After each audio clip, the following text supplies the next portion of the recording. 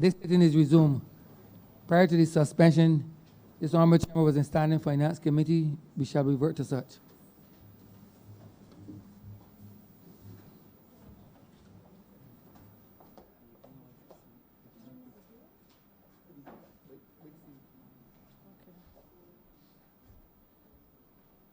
Standing Finance Committee resumes with Head 90.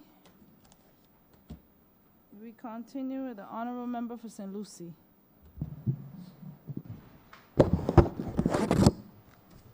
Thank you, Madam Chair.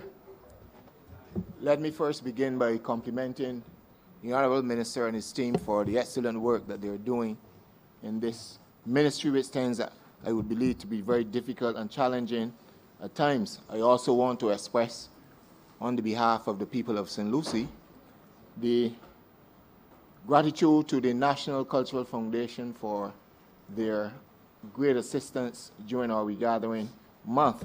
Certainly, it was not just assistance, but what happened is that we very well can virtually produce perhaps our own events now. It was a very much a learning experience.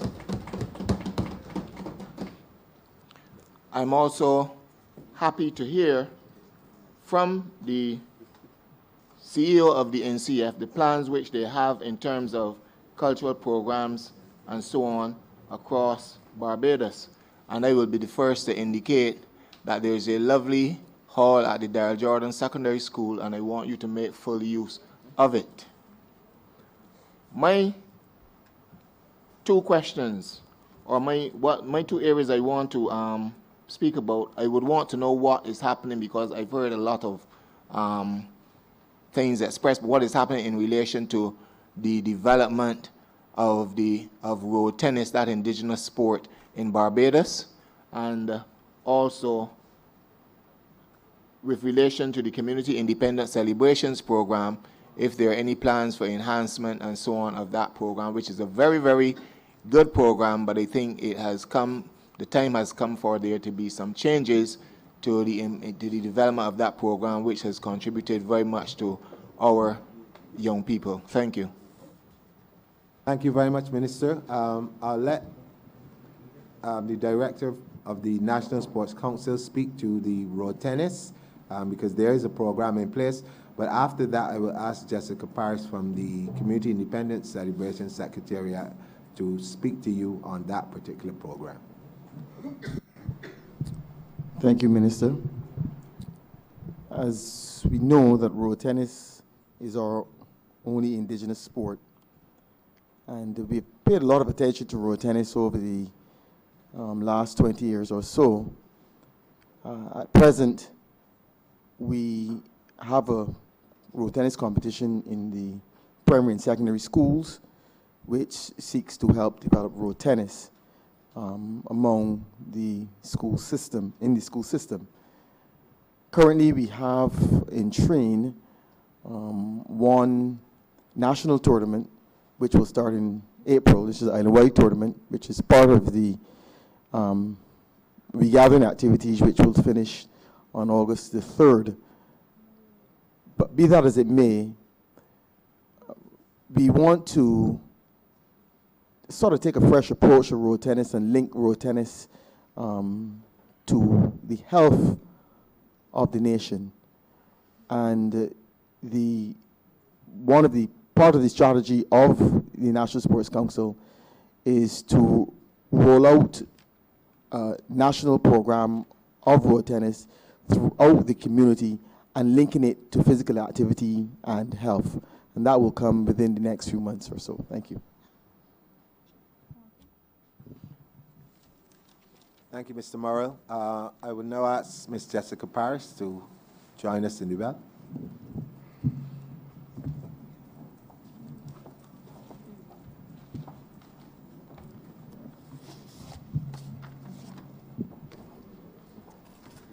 All right, thank you, Minister. Good evening to everyone. The Honorable Minister for... Sorry, ma'am, please introduce yourself. Oh, sorry, my name is Jessica Paris, the National Coordinator acting for the Community Independence Celebration Secretariat.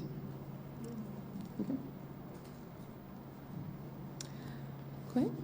The question posed by the Honorable Minister is about what needs to be the Community Independence Celebrations Program and how it needs to be further developed. As most persons be aware, the Community Independence Celebrations Program started in 1995. And the initial aim was to have wider participation in the independence celebrations. We wanted to decentralize these celebrations to ensure that all the communities across the island participated in the actual celebrations instead of just the parade or the reception at Illawarra Court. So the Secretariat was formed in 1995 with that principal aim. Now the other objectives, and this is where it becomes different, the goals of the program was to encourage the fullest community participation throughout the actual island. And this afternoon we talk a lot about national identity, self-pride, and this is where the program comes in. When people think of community independence celebrations, they just think November and the celebrations on the 30th of November. That's not the case. Independence is not just the 30th of November, it's a state of mind that we're trying to inculcate in all Barbadians, that you celebrate your cultural identity, your independence throughout the entire year, but especially heightened during the entire month of November. So we use the parish independence committees to achieve the target of reaching the wider communities in Barbados. And as you're aware, 11 parishes, we have 11 parish independence committees. And these parish independence committees are charged with ensuring, as I said before, the wider community participation, unearthing new talent within the parishes, artistic and sporting. Those are the things that they're charged with. And they're charged with working with young persons, as the minister said, parish ambassadors between the ages of 18 and 30. As was stated, there is a need for growth in the program. It's a developmental program, not just for the participants, but for us as well. And each year we try to look at ways in which we can enhance the program by adding different elements to it. For example, we work on parish projects with the parish independence committees, and we look at different subject areas, for example, health, the environment, community-based tourism. We're looking at the cultural segment as well. And this year we're focusing on the creative economy, culture, and sports. So we're looking at ways in which we can get further into the community. So I do agree that we always have room for development. There's always room for improvement. No program is absolutely perfect, and change is always inevitable. So we look forward to that as well. Minister, if I could add, and Ms. Paris is being very modest. This particular program in the last 2 years has produced some entrepreneurs, creative people out of the program itself. For me, I have been able to sample some wonderful wines from St. Joseph. I've had things in St. Thomas when they did barbecue sauce and all these different things come out of the program itself. And then there were a number of initiatives that unfortunately were done for the period that the program was on, which I still feel that a number of the parish committees can go back to and make them more sustainable within. And there was a year when they had a beautification project, and they had, we're seeing it again emerging in Barbados, where people were taking cans and beautifying them. And this is part and parcel of what has come out of this. And for me, one of the most impressive things that I saw only last year was a former participant in the program actually came back to be the service provider for last year's event. And he's in the culinary arts. And if you saw what this young man and his partners were producing in terms of the display of food and this sort of thing, I mean, it was, in my mind, world class. And then when we talk about costumes, I was pleasantly upset. And I don't know if those two things can go together, but that's the best way I can describe it. Because what I saw coming out of the Spirit of the Nation show in terms of costumes, it took me right back to the early 80s, probably late 70s, what we saw in Crop Over, where creativity was at its height. Things that you could look at and see Barbadiana exposed in them. And for all of the parishes, if you saw what these people were able to create at that level, and then people come and tell me that for Crop Over we're lagging behind or we're not as creative as, that dispelled that myth altogether. And I think the program now has to find a way to feed that creativity into everything that we do, be it Crop Over, be it our independence celebrations on a wider basis, or everyday life. And I think that Ms. Paris has been very conservative in the things that this program has done. I saw a young man, they told me that he was very shy, was not an outgoing person at all. But by the end of the program, this is a young man who is able to express himself a lot better. And you can tell that the marked difference by the applause that he got from his own peers within the program when he was announced. So this thing, this program that we have, it goes beyond independence itself as we know it, the celebration for the 30th. I have been in other Caribbean islands where people have come to me on occasions and asked me about the program. How do they get it started in their own territories? And so I want to commend Ms. Paris and the entire team there for a job that they're doing. But when we talk about the creative economy, they are now charged with going out into the communities and helping us to get those entrepreneurs out and to find ways where we can link with the Ministry of Small Business and Commerce to come in and do the end products, which would provide the training and provide funding and get these things going. And I think that the program is part and parcel of what you can call a feeder program for the creative economy. Thank you. Honorable member for St. John.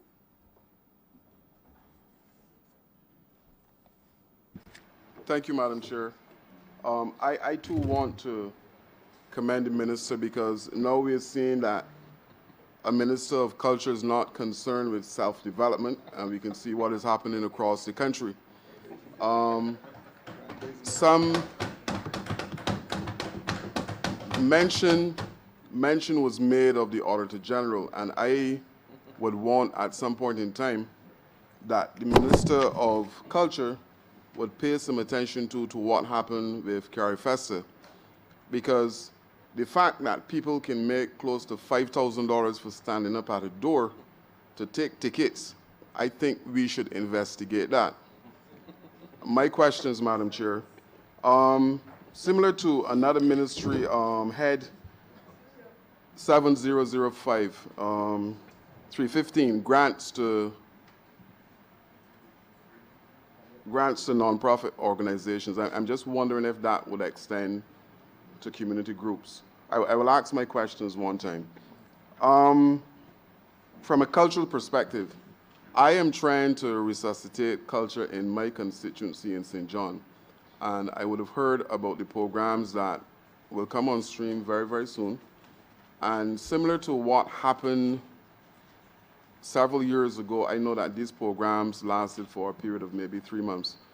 What I'm asking is if there's a listing at NCF of tutors that I can have someone dedicated to long-term training in the constituency of St. John as it relates to cultural development. The next question is related to sports. I have been involved in sports, Madam Chair, for a number of years, and I am concerned about what is happening as it relates to coaching programs. And I believe that all of the NFs in this country should send their particular training programs as it relates to sports to the National Sports Council for vetting, because I would have seen some coaches at locations cursing players and players cursing coaches. And I am sure that this is not what was intended in terms of sports development. So you have coaches who will coach to win games and are not interested in the development of man.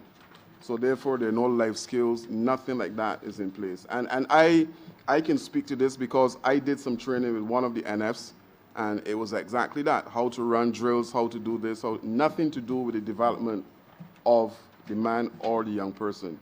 And I think that we're letting down our youngsters if we continue to allow NFs to train coaches based on what they believe is apt for coaching. Last year, I promised 3 primary schools in St. John that I would start a track club, and was unable to do that because simply I could not find a level 1 coach to do track in St. John.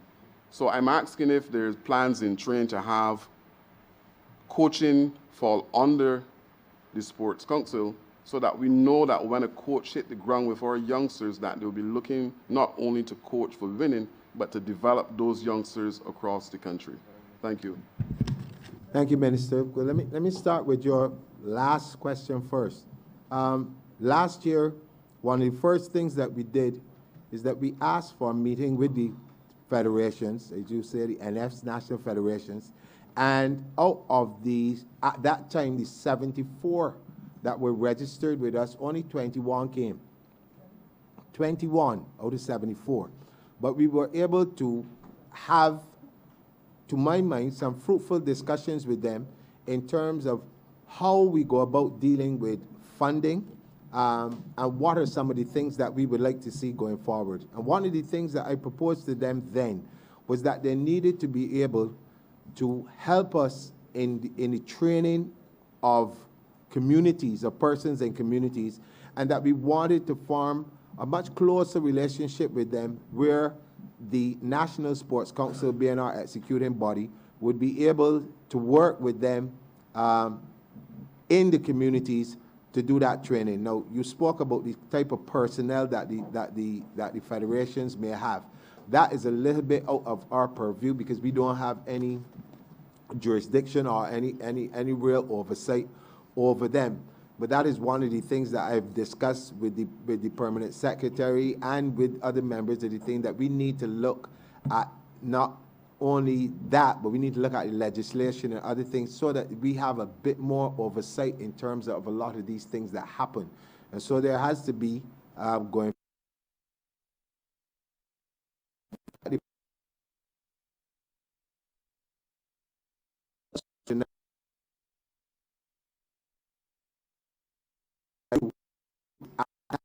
Sports Council itself, and again in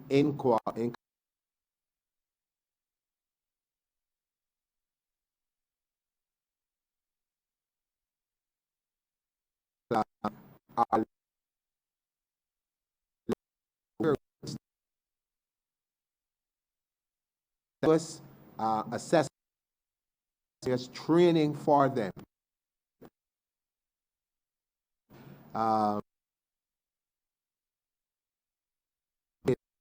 Looking to have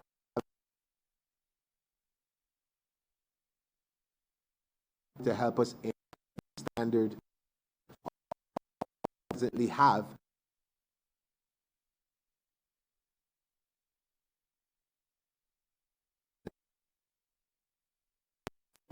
that it's in the works, it's in the process of being done. It will take some time, but at present we have no oversight over the national federations and their coaches and how they behave. But going forward, these are some of the things that we want to deal with.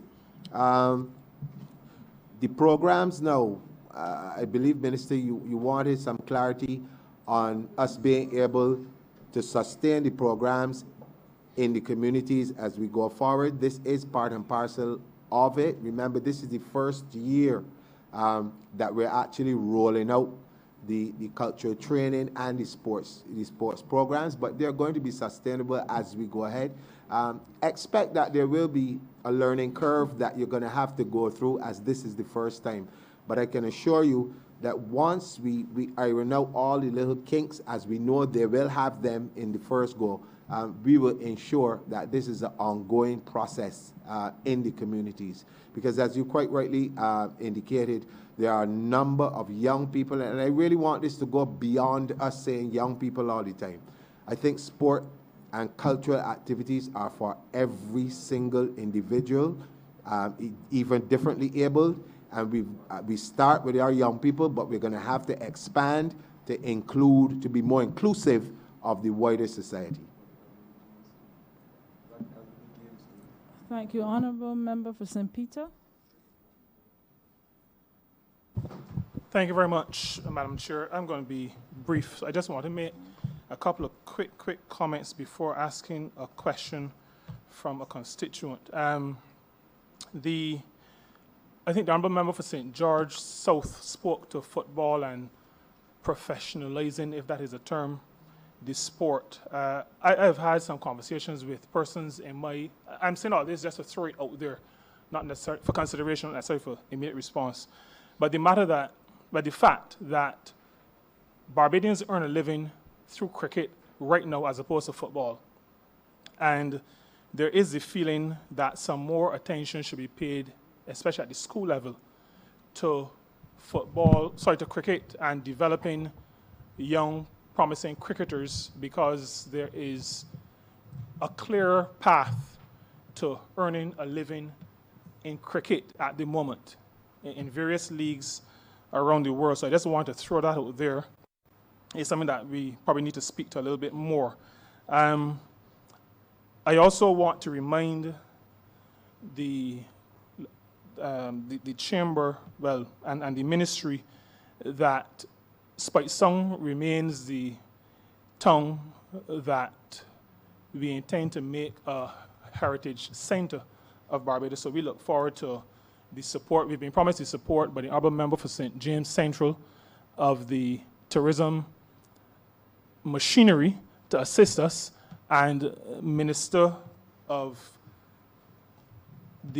Culture.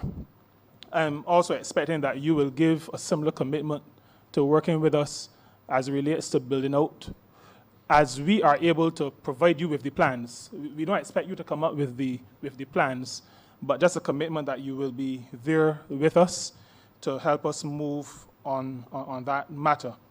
The question I want to ask relates to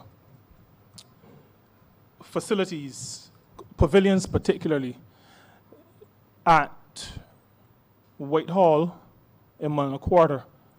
Well, Mullingar Quarter is next door to Whitehall, but you may know it more familiarly as Mullingar Quarter. At the Whitehall playing field, there's been talk about plans for developing the football field and doing something about the pavilion. We have similar issues with Indian Ground. I'm just wondering, not to be too parochial, but to find out from you if there are plans, some systematic plan to address these matters of pavilions for our young people, but not just pavilions, the facilities, the playing facilities generally, for our young people to be able to take advantage of them. So leveling, that's one of the issues at Indian Ground. It is not a very even surface, so it becomes a little bit dangerous. And at Whitehall, the size of the field is an issue. Do you have, given the constraints of finance, any plans to address these in some manner? Thank you, Minister. Let me start there with the last question, and I'll then work my way backward. Yes, we do. At present, we've started the process, as I mentioned earlier, and what we're trying to do is to strategically do it across the country. So you will notice that there are, in this first batch, we're in the east, we're in St. Andrew, we're also in St. Michael, and we're going to be moving our way in blocks to do it. Now, those which we can't get done in this financial year will go over into the next one, and we will get it done. But we're also building partnerships with the private sector in order to help us with this particular, to speed up the process where we don't have actual monies to spend as we would like on these refurbishments. So for instance, we've started to develop in the ministry a concept, and it's just at the concept stage, where we can offer businesses the opportunity to upgrade these facilities and to also place their advertising and that sort of stuff on them. And we're looking at that particular program to help speed us along. So I would ask the Honorable Minister if there are any businesses within your constituency who you think may be open to such a suggestion, and to know that is coming. It's a way we're doing the framework now to roll out to come to them to talk about it, because what we've noticed is that for a number of years, a lot of the infrastructure belonging to the National Sports Council has been left unattended, and we are now coming in under the circumstances that we find ourselves in financially, and trying our very best with limited resources to do as much as we can in as short a time as possible. But yes, it is definitely Mile and a Quarter, St. Lucie, wherever these things are that need the work, we are going to be doing it. And one of the things that we're also stressing is that we want people from the communities to be involved in those refurbishing things, because we believe that once the community has a stake in the redevelopment of these grounds, that they will be the ones who will be the custodians and take care of it in a much better way. So we're definitely working on that. I can assure you of that. Now, in terms of Speightstown, I can say here, say loud and clear that on our mission to establish Barbados as a real heritage,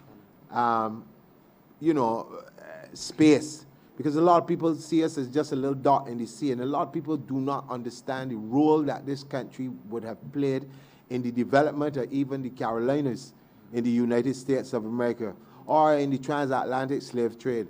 And so Speightstown is integral in that. And what is going to be happening, we have been invited to the Carolinas for the, I think it's 350-year celebrations this year.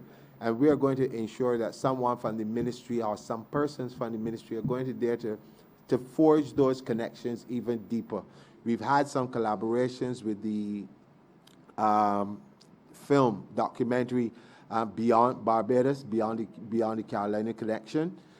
We've started that, and so even when we went down to St. Peter for St. Peter Alive, we had a wonderful connection between Barbados and people via the internet. It was amazing. So we've started. And I want to thank you, Minister, for that, because that was the highlight for me of the entire day, that interaction. I have to thank the NCF as well, Mrs. Roberts Reefer, and the NCF. They were very, very instrumental in that. So yes. Your ministry. Yeah, but it was important that we begin, as you quite rightly said, and as a number of our colleagues have said, that we begin to be the ones who tell our story, and our story is very, very rich. And if you look at it from a tourism perspective, I think Speightstown is again in line to be a part of any UNESCO heritage sites that we have. That has to be in the mix going forward. Honourable Member for St. Michael Northwest. Thank you, Madam Chair. First, let me congratulate the Minister and to say that, you're doing an excellent job so far. You may not be aware, but the directorship of the National Sports Council back in 2017 was very awful. And I had wrote a letter back then requesting to have the Ferniehurst Pastor repaired to benefit the children at Eagle Hall Primary School, and by extension, the residents in Bridge Gap, Goodland, and Ferniehurst. And I think since then they had sent a follow-up letter sometime last year requesting an update in relation to it, because the director at that time treated that pastor like if it was a black sheep. And I, being a representative, I don't represent sheep in that constituency. I represent people. And I would like for you to at least tell the public, what plans the National Sports Council have in terms of repairing that pastor so that it could really benefit the Eagle Hall Primary School children and the surrounding communities. Minister, that ground has been earmarked as part and parcel of our projects to refurbish and get a lot of these playing fields ready for not only just our communities to use for recreational purposes, but are also part and parcel of looking to see how we can monetize also the use of these playing fields And there are a number of them that are, as we speak, that are being regraded in terms of we have persons in leveling them out, sanding them, planting new grass, and once we've done that, then you have to upgrade the persons who have to take care of them. Because one of the things that we've noticed over the years is that we need to upgrade the skills of the persons, our groundsmen and others who deal with these playing fields, so that a lot of the problems that we're encountering now will be a thing of the past. So it's a two-pronged approach. One, in terms of training the personnel to actually maintain these grounds and to be able to respond when, to drought and all these other things that you need to learn about, the types of grass that you need to plant and how to maintain these fields and that sort of stuff. But then also there's the physical work that has begun. But as I said earlier, we're doing it systematically, a little bit at a time, and your concerns will be allayed very shortly. I can say before the end of the year, as we move across the country and try to tackle the more pressing ones first, and then move on to the others as we see fit. Okay, thank you. And my second question, in relation to having lights installed on allegedly school pasture, this is a request that the youth within Free Hill, St. Stephen's Hill, and surrounding areas keep approaching me about, especially when they're playing football on evenings and when outside get dark, they can hardly see. So how possible would it be to have lights installed on that pasture? Again, we are in discussions with some local providers for renewable energy, and that is where we are at this point in time, where we're seeking to use solar and solar batteries to be able to, one, reduce the bills that we currently have, as was mentioned by the chairman earlier, but also, two, to give the communities the opportunity to extend the programs that they themselves want to do at night, because I think we've got to move away from having people all the time doing things in the hot sun. Although it is a good thing up to a point, but like all of us know, young people, they're on the internet and they see their contemporaries in other places playing under lights, basketball, football, cricket, whatever it is, and they're going to want to do the same thing. And we want them to experience those things. We want to have the semi-professional games. We want to encourage people to do a lot. But the main thing that we have to do is to reduce the energy cost, because if we can't get that done, there is no way that we're going to be able to deliver lighting to all of the playing fields or all of the tennis courts or all of the basketball courts across the island. So we're dealing with that problem one step at a time. Okay, sir. Thank you.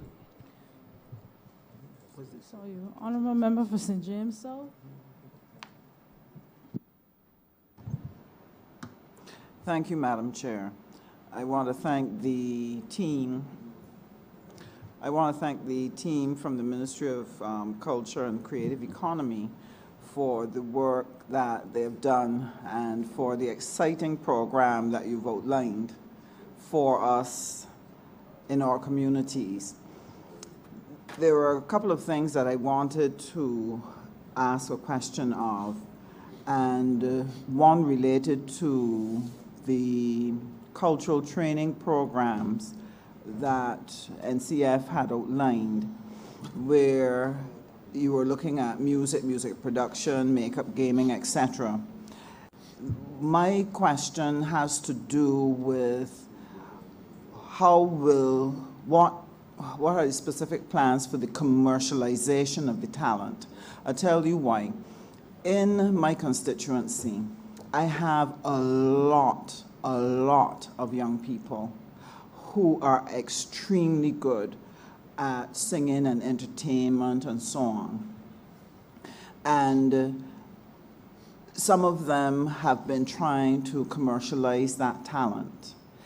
the thing is, there's no outlet for them to take their talent to the next level.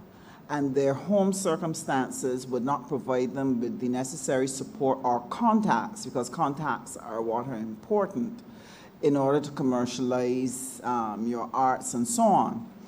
So I welcome very much the opportunity for them to participate in these training programs, but do you have specifics on how we're going to commercialize so that we create opportunity for the many Rihannas that are in the community?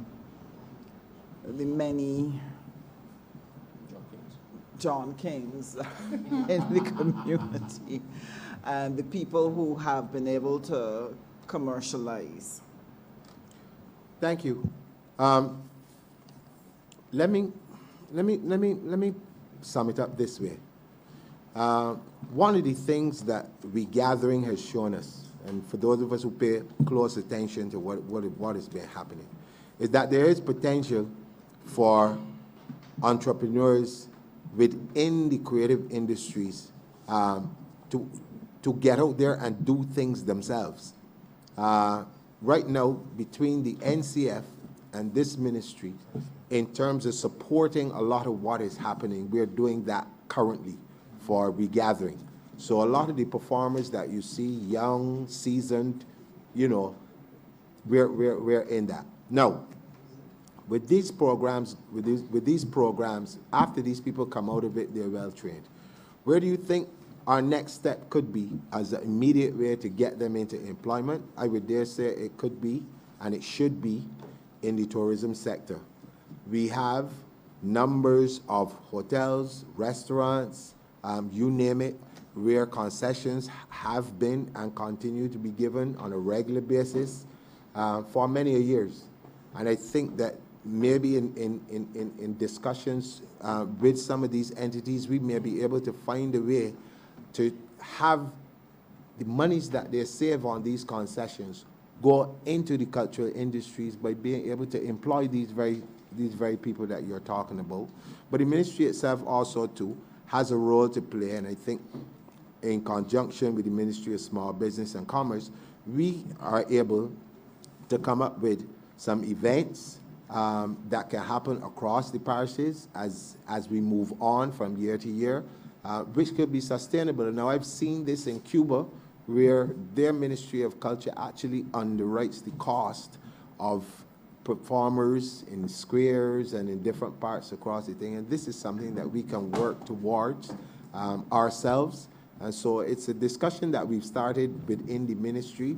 The major thing for us is to see how do we put our budgets together going forward that we could do this and that it can become sustainable. So one of the things that we need to do is to have, and we're going to have it probably sometime next month, a discussion with the creatives themselves to see how we can partner together to make this a reality. But it's very possible, but it just needs to have those conversations that look at what is available currently, what currently is available for them to be involved in. We had a thriving industry many years ago when I was a much younger man in St. Lawrence Gap.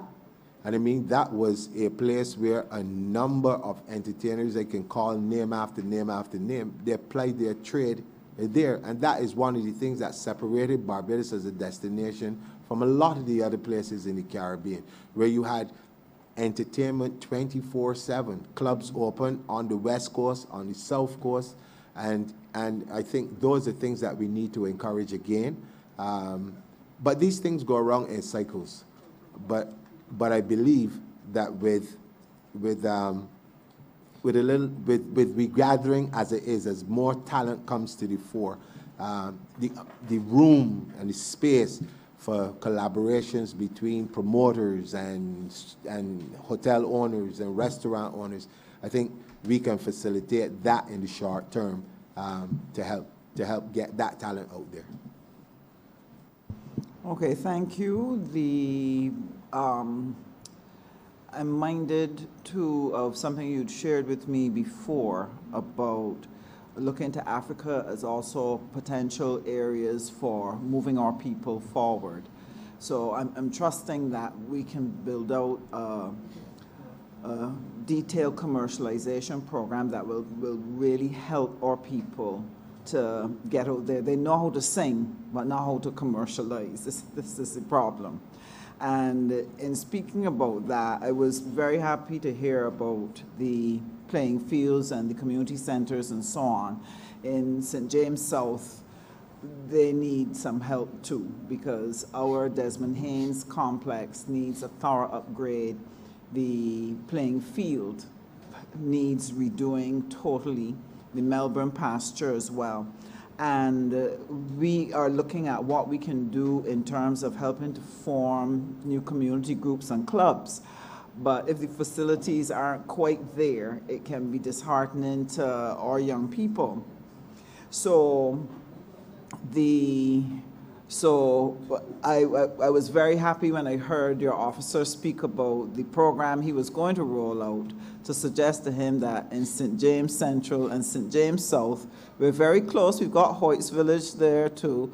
And if you could center something in that area for us, both MPs would be mightily grateful. Definitely grateful.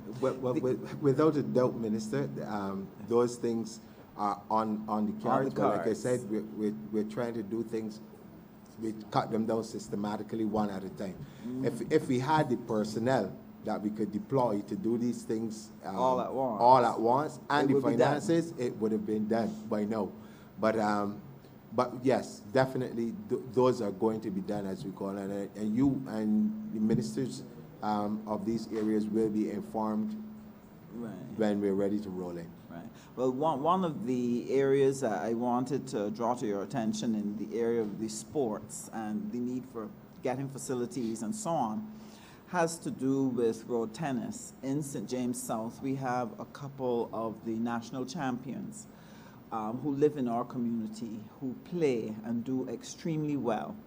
But the facilities need upgrading. But more than that, and I'm hoping that you will tell me that you do have a program for this.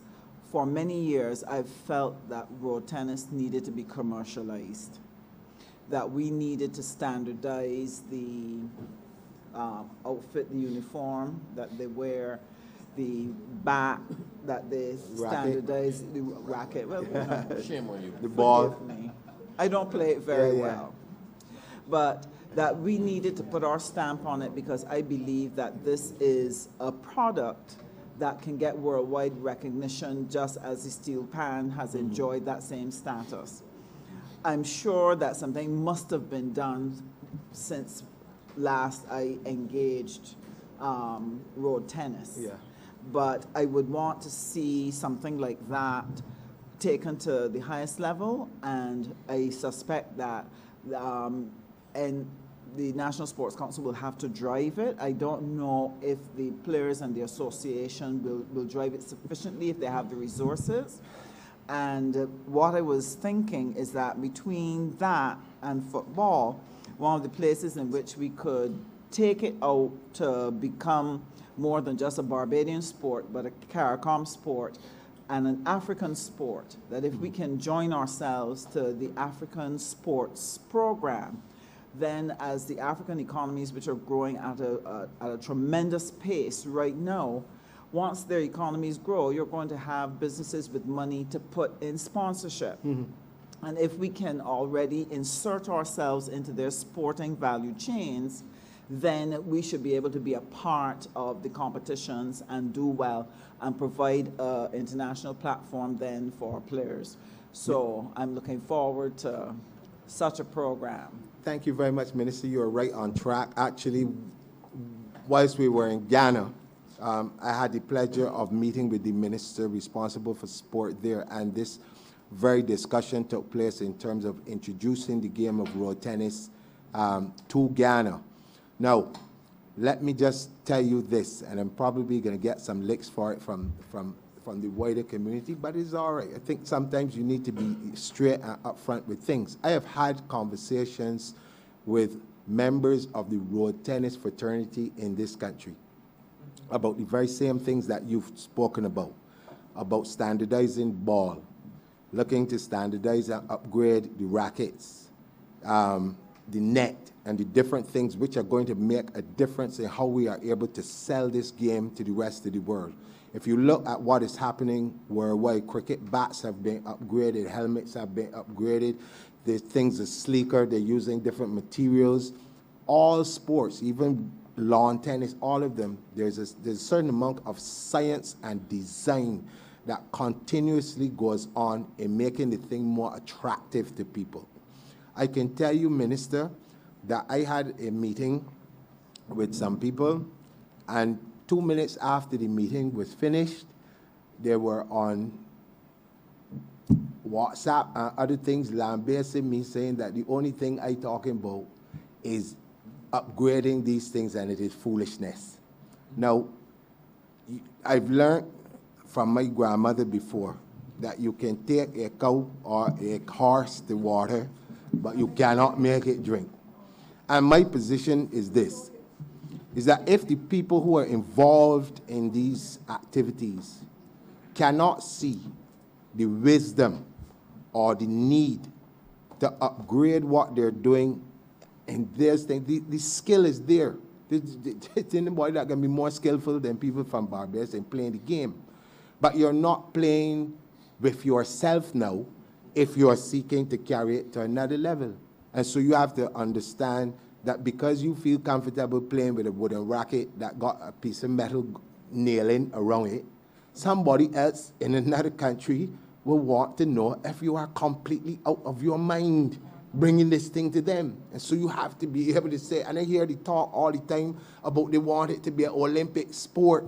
But what Olympic sport are you going to have if you have a racket like that? I mean, y'all get serious. So you have to first bring yourself to a place where you acknowledge that there are certain things that have to be done in terms of the equipment, even the use of technology, in terms of like Hawkeye and these things that they're using now to do points and all these things. I mean, you have to be able to think in terms of moving the game as it presently stands in the land of its birth to that point before you could even begin to think about moving to somebody else. But but like I said earlier, we've started these discussions with the Minister of Sport in Ghana, and we are going to be looking to export the game in its basic form so that people begin to understand how it is played, the measurements for the courts and all these sort of things. And that gives us now the opportunity to begin from a creative economy standpoint to sell the game, so to speak, across the African continent. Now imagine there are 400 million people on the West Coast alone. If we only got 1% of them to play the game, and we were the ones who were creating the rackets, and we were the ones who were creating the ball, and we were the ones who were designing the clothing, you're starting to create more business, and you see how the thing spins off. But unless the people who are involved can see past the mere fact that they want to put on competitions and give away cars and just feel happy that they had a big jolly time in Barbados, we're going to be, like they say, spinning top in mud, you know, and the ministry can only do so much. It really needs the entrepreneurial people on the ground to really be the ones in the forefront of driving that process, but we will create the framework for it to happen. I think, though, that as you build a pipeline from the primary schools through to the adult competitions, you'll find that the generations coming along will embrace those ideas more and help to drive it more, because I understand the concern with some people not really wanting to change how it is. But you might need, in order to get that result, I think you might need to build your pipeline from primary to secondary so that you have new people coming through who will want to embrace and take it the distance. I agree with you, Minister. I think Mr. Murray would have spoken earlier about the programs that we have in both the primary and secondary schools that we support. And for years, there was an island-wide competition which we're looking to revamp and revitalize again. So the game, I think, is in good hands at this particular point in time.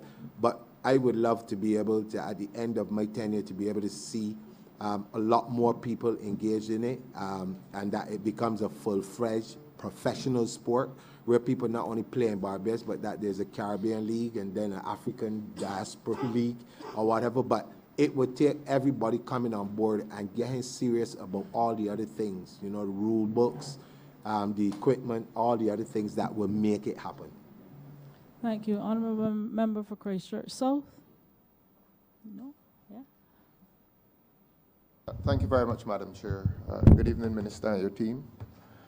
I sought assurance earlier that the issue of arbitration in sport had not arisen, and I don't think it has during this session, has it? Nevertheless, permit me to raise an issue in relation to arbitration in sports. Pardon my immodesty if I say to you that I've done several sports arbitration cases, several disputes in sporting organizations, cricket, football, netball even. At one point in time, I even went to court with a case involving the result of a beauty contest. And of course, that was a beauty contest among women.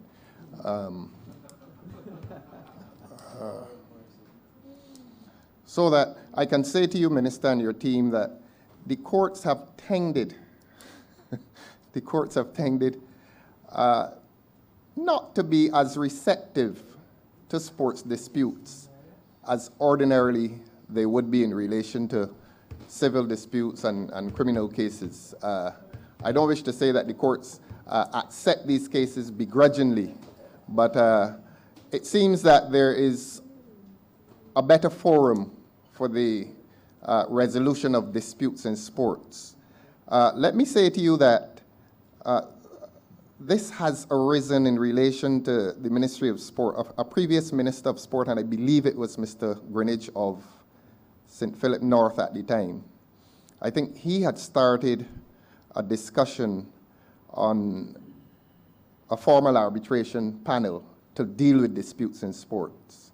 And I think it came to nothing. Well, it doesn't exist, so it must have come to nothing. I wonder if you would not only consider it a part of your legacy, but consider it necessary to establish by law, by way of legislation, a sports arbitration tribunal for all sports in Barbados, so that all organizations which register with the National Sports Council, indeed all organizations that organize sports in a very formal way, should be required by law to refer their disputes not to the court of law, because the court of law, overburdened as it is, as I said earlier, tends not to be very receptive to the resolution of sports disputes before those tribunals. And I would like to suggest, Minister, that you consider, by way of legislation, establishing a national body for the regulation and the resolution of tribunals, such as you have in Switzerland and New York and Australia, the Court of Arbitration for Sport, a highly developed body, and that resolves disputes in sports. You could even see it as an industry for Barbados, that Barbados could become a hub in which such a tribunal is established across the Caribbean, certainly across this hemisphere, for the resolution of disputes in sport, football, which is the world's biggest sport, most popular sport. But I'd like to suggest that, and not to ask you if it is on your agenda. If it is on your agenda, I'm sure you'd be delighted to say. But if it is not on your agenda, I'd like you to comment as to the usefulness of this and to leave a legacy, which I'm sure you intend to do. That's my first question. Thank you very much, Minister. I couldn't agree with you more. Like yourself, I've had this discussion with the former minister. In fact, he was the first person who spoke to me about it, that this is something that he wanted to do. And I also had the privilege of talking to Sir David Simmons, who was still very, very keen on sports and about this same thing of forming a tribunal to deal with the arbitration in sports. And this is something that I think the ministry is going to have to spend some time preparing a paper for cabinet to look at this, but I think it's very necessary, and I thank you for your suggestion.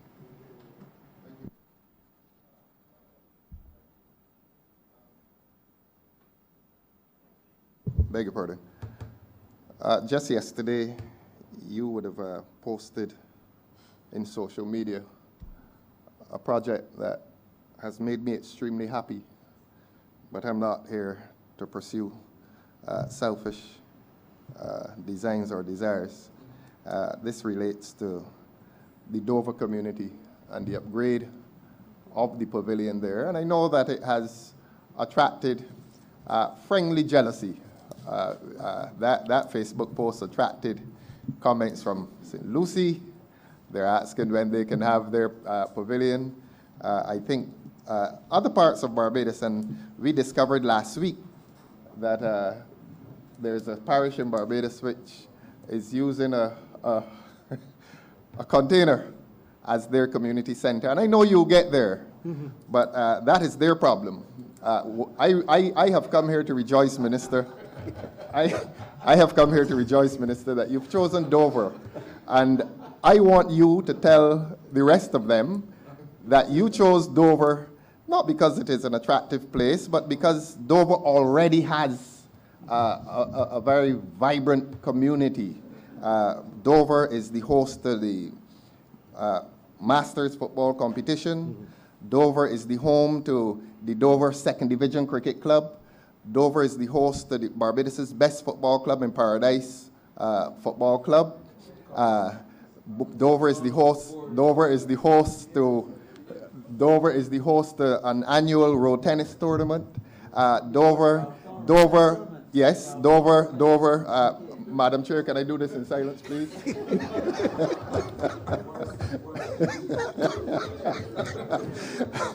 Dover, and I'm going on, Minister. Dover, there's a gentleman at Dover who on Saturday mornings and other evenings during the week, he pauses in his life and does classes for young children within that Dover community and in that Dover pavilion.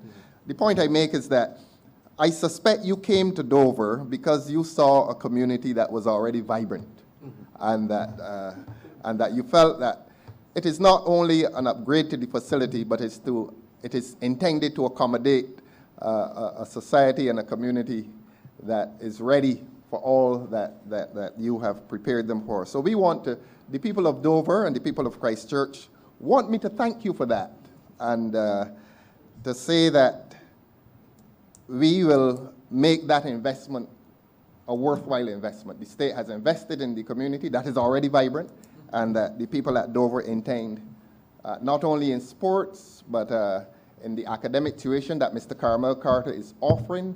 And indeed, all of my colleagues in all of their communities should seek to emulate what is happening at Dover.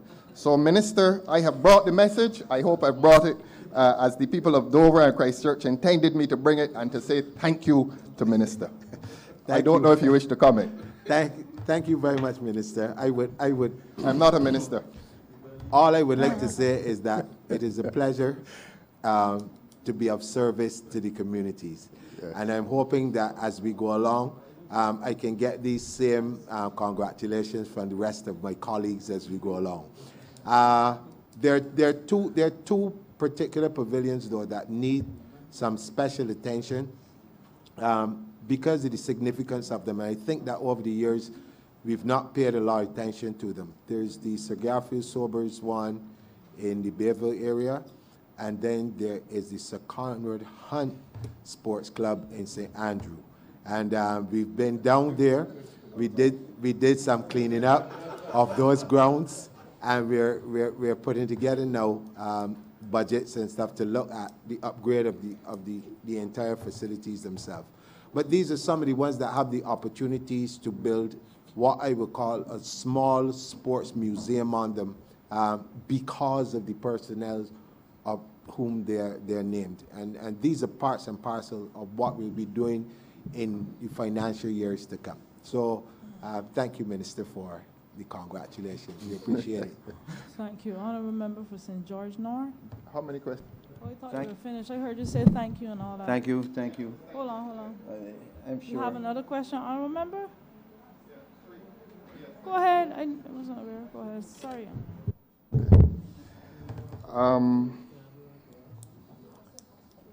Minister, I'm trying to settle myself.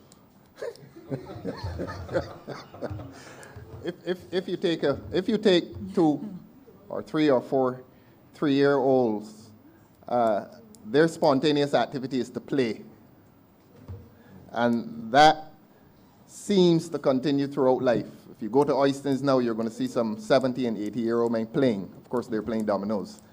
That makes the point of the importance of sport, and I'm sure I'm preaching to the converted.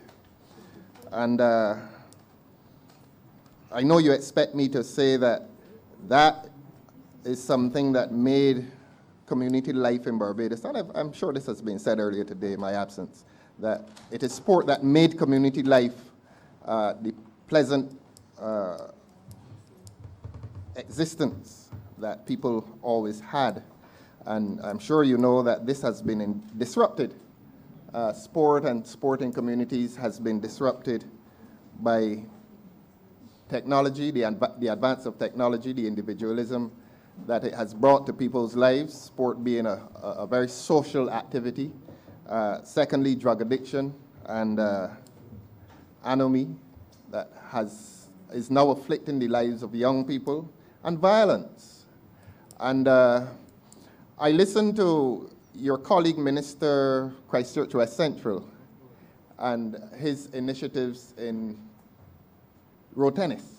And I get a sense from him that his projects, his initiatives, I beg your pardon, are intended to be curative of that social ill.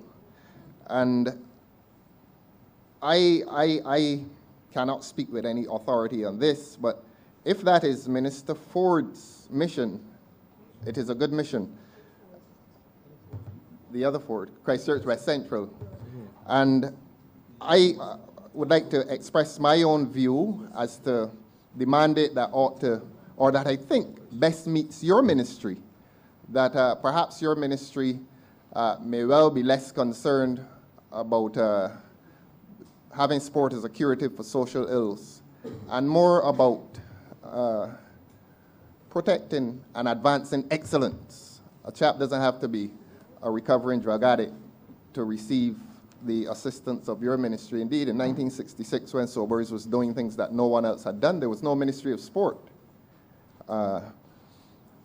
Now the impetus for investment in sport seems to be that of curing social ills. So I just feel that, Minister, that the honorable member for Christchurch West Central, that may be his mandate, except that your mandate ought to be that of pursuing excellence in your ministry. So that is the comment from my humble position, suggestion I'd like to make. You may or may not wish to comment, but I thank you for hearing me. Thank you very much, and I think you're right, but but both things are equally important.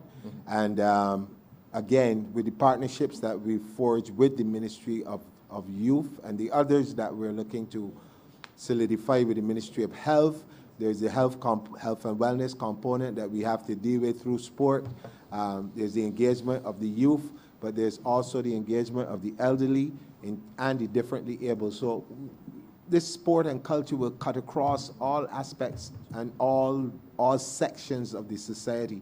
And I think the ministry is well poised at this particular point in time to deliver on our promises, so to speak, at this juncture. Thank you very much. Honorable member for St. George North. Thank you, Madam Chair. Minister, I must say from the outset that I have found you to be very accessible, and most Barbadians have found you, that you are willing to come out and share with us and help young people. But when I look carefully at your the estimates here, it doesn't really reflect the true value of what sports is. For example, when you have $1.2 million to do stadia, I mean, how many can you do? And there are so many requests from across Barbados. For example, you and I visited Glebe, but I'm not sure you'll be able to do the Glebe when you are doing work in Christchurch West and Christchurch South, because you cannot do it.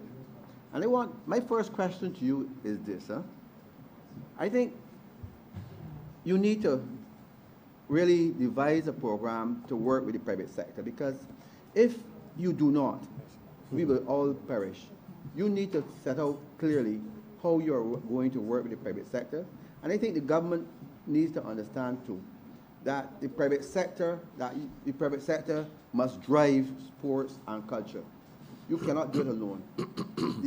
The fees, for example, one tour from the Ministry of Sports can wipe out your entire budget here.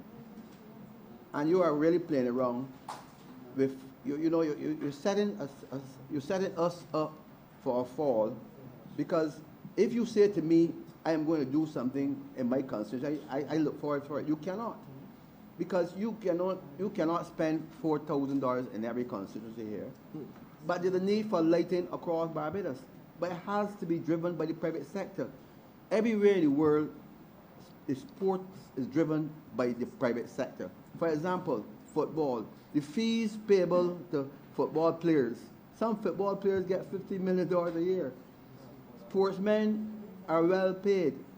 And, I must tell you, when I look at, and I mentioned there's a sporting complex there in Bayville, where MPC play. That sporting complex is run down to so much, and they have good players.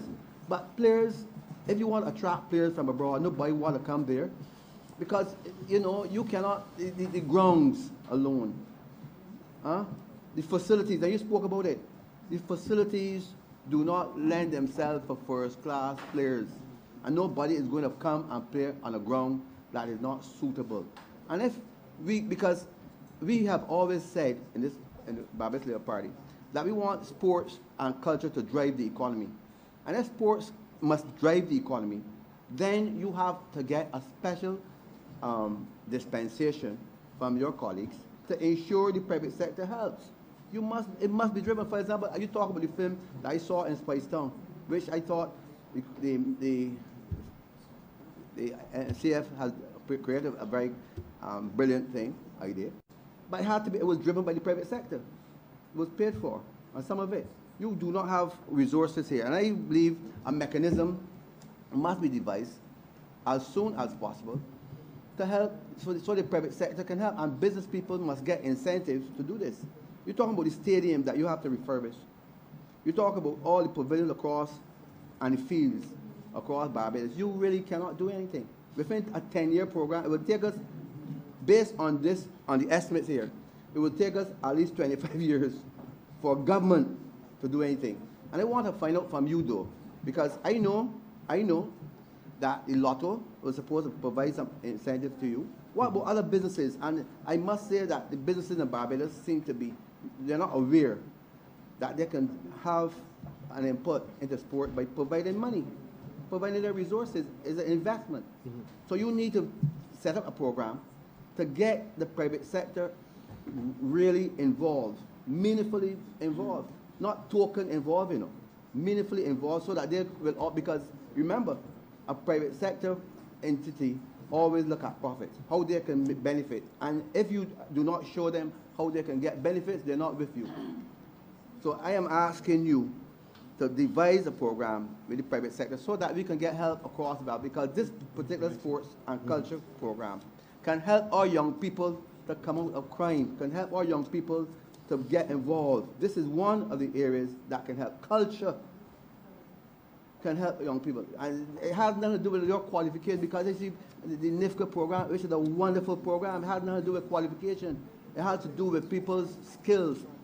So I would like to see a program device where you work closely for the first time with the private sector, along with the Ministry of Finance, because I've always felt that the Ministry of Finance must give incentive, proper incentive. It must be documented, where everybody knows what they're going to get, so that can help the sporting facility. That's my first question. Thank you, Minister. I think I earlier alluded to the fact that we were looking at the possibility of engaging with the private sector to help with the refurbishing of the infrastructure that currently falls underneath us.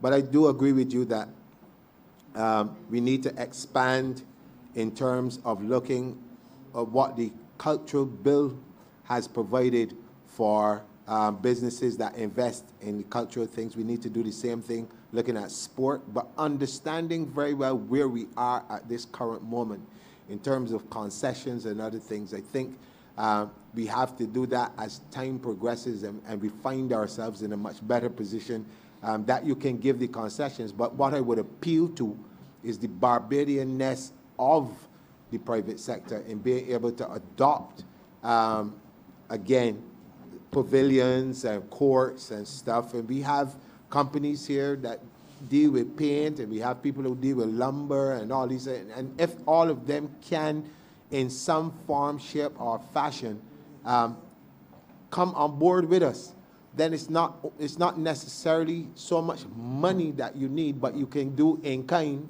And the communities themselves where these places reside can get their carpenters and masons and electricians and other persons, and it becomes a national effort, so to speak, to get these pavilions and grounds to a position where we can, as you quite rightly said, get people to come to use them from different parts of the world, if it's cricket clubs when there's winter on or whatever, and that sort of stuff. But it will take a monumental effort. The ministry cannot do it alone. We just don't have the funding available to us.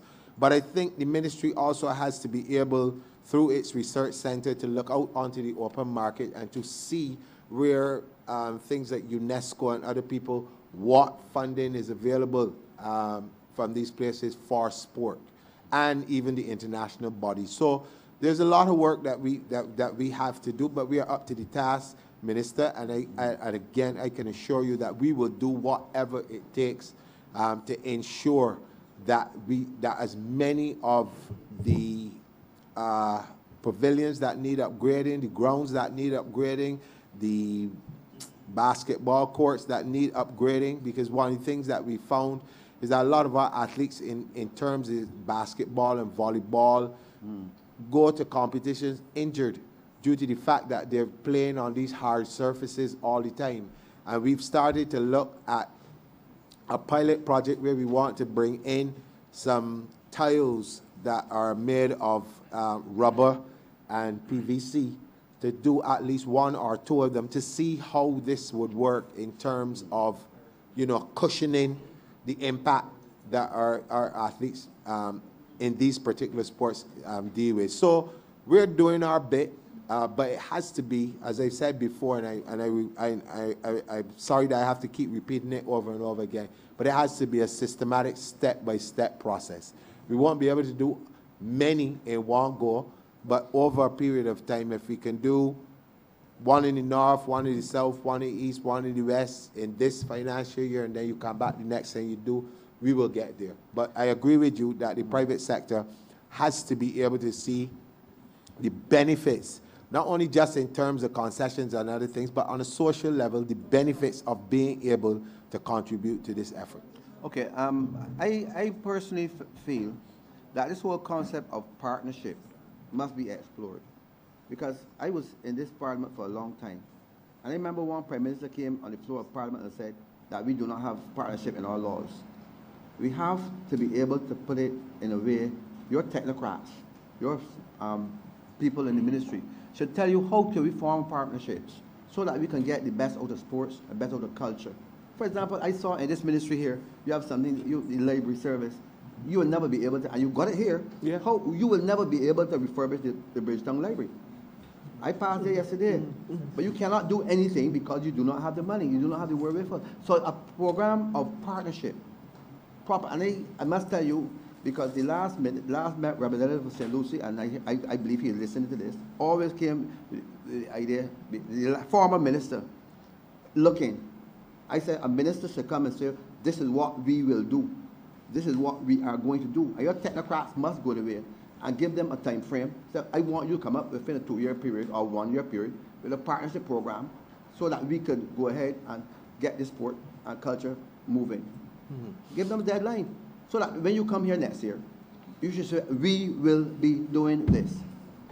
Well, I can tell you that in terms of the partnerships, like for instance, where the Carnegie Library is concerned, we have partners on board who are actively seeking funding to help us. They've already, and I think I can say this here, because it's been there for a while, they've been able to raise at least $1 million from a donor so far. We, as you can see, what we put into our estimates is really just for us to be able to start some aspects of it. Like the PS said earlier, it's going to take close to $10 million to do it. But we are open to persons on island and outside the island who are interested in seeing that particular piece of history, Carnegie Library, back to prominence. But we do have partners who are actively out there helping us with that particular process, design and funding and all of that stuff. So we have started, but as you said, maybe it needs to go a step further in terms of having clear guidelines and legislation that speaks to this whole idea of what is available to those persons who are partnered with the ministries. Right. Thank you. Thank you. Honorable Leader of the Opposition. Thank you very much, Madam Chair. I was, in my absence from the chamber, trying to follow on the monitor downstairs, and I lost the service for a while, so if I do repeat anything that was raised, I apologize. Please usher me on beyond that. But just a couple of questions. There seems to be a strong impulse towards film production in Barbados. I know that issue was raised in my absence. I'd like to know what's happening to help to feed that impulse. Also, the status of fashion design industry in Barbados. It has always seemed to me that that is an area that Barbadian creativity surely should be exploited to the fullest. And I want to know what the impact is that we're making with reference to that in the region and, if possible, beyond. So that's one question. The second one has to do with the NCF. And I wonder if, after all these years, as a nation, we're settled on the role of the NCF. And are we satisfied that the NCF is performing in an optimal fashion the role perhaps that it can best play to service the Barbados economy and the cultural industries in Barbados? Is the NCF sufficiently seen as a facilitator, a marketing agent, or is there still too heavy an emphasis on producing major events, which perhaps could be left more so to the artists themselves? It has to do with a conceptual frame within which the NCF is perceived even at this stage.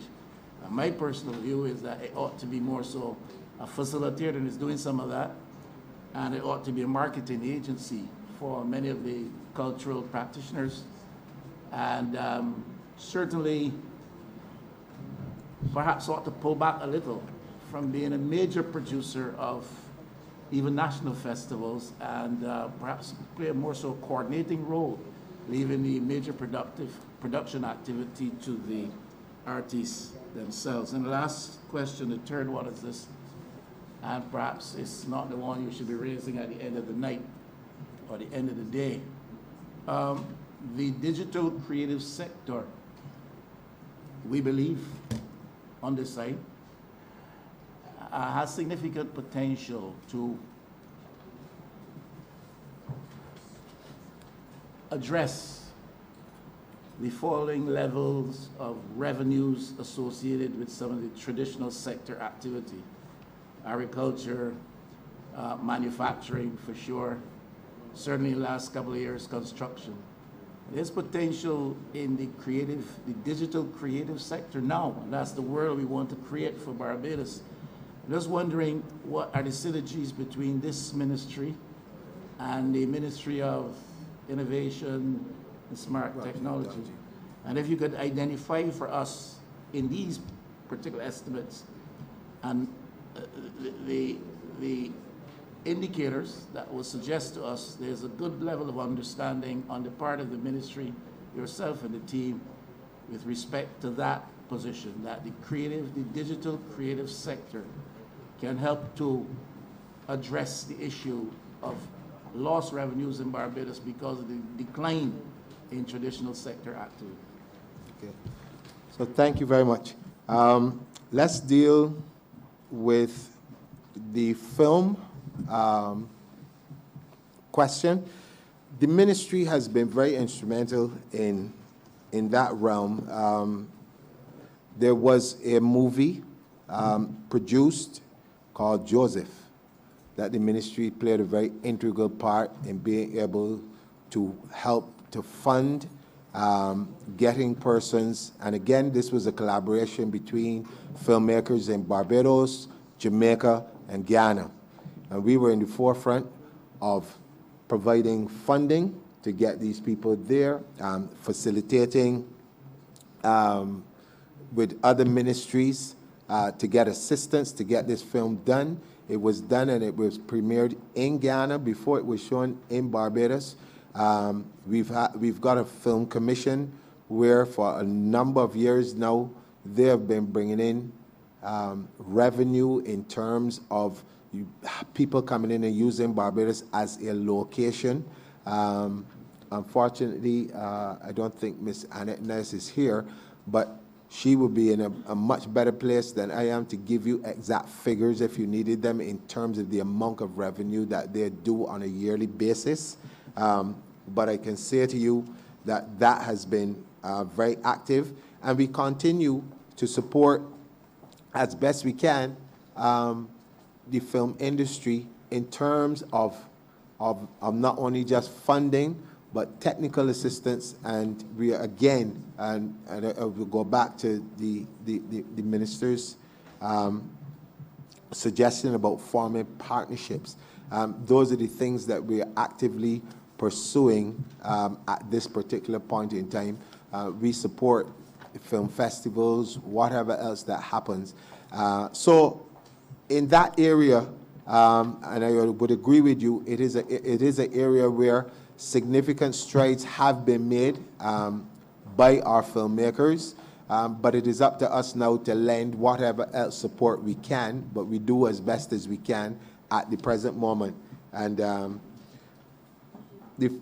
so I have some information here that I can actually share with you. So the Film Commission continues to facilitate the generation of income through photographic and film destination shoots. So that's 26 international film shoots from April to May in 2019. Those happened. You had persons who would have received funds for the financial year April to November, and that disbursement of a total of total funds that were disbursed.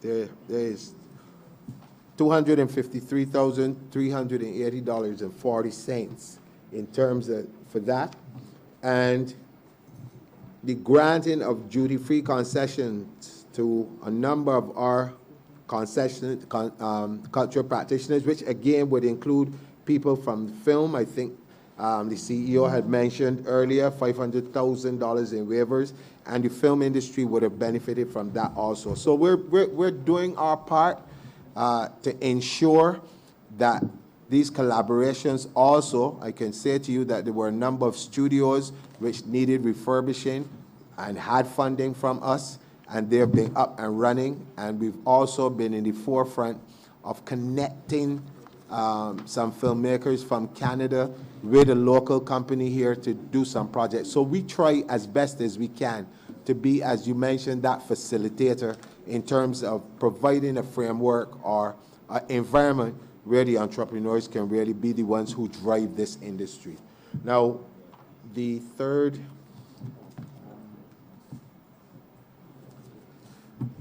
you asked about if we are satisfied with the performance of the NCF. That was it, in terms of what its mandate and function are? Put it as a little pejorative. I was saying, are we settled as a country as to the role that we really want to see? I think having gone to Cuba, I came back with a sense of things that we can do to expand what the ministry is capable of doing. I'll give you a classic example. When it was in Cuba, I saw where their ministry, for one, was given the biggest allotment of their budgets in terms of their understanding of culture, is that it cuts across every possible thing. And that culture, so to speak, drives who they are, it drives their tourism, it drives every possible thing.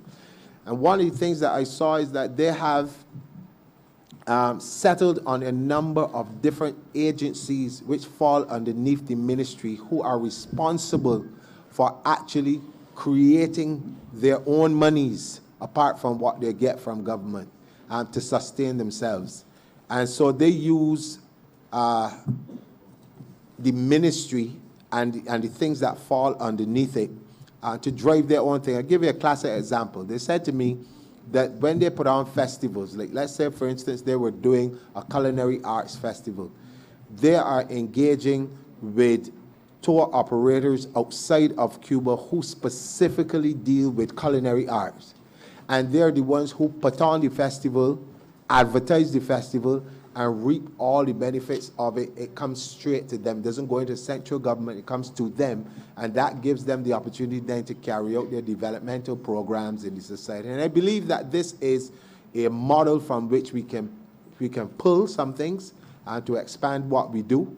But I think at present, I am satisfied at this particular point in time that the NCF, as it has been constructed to be a developmental body, is doing as much as it can across the country. One of the things that I think people get a little confused with, especially when we start talking about crop over, and this is a conversation that needs to be had.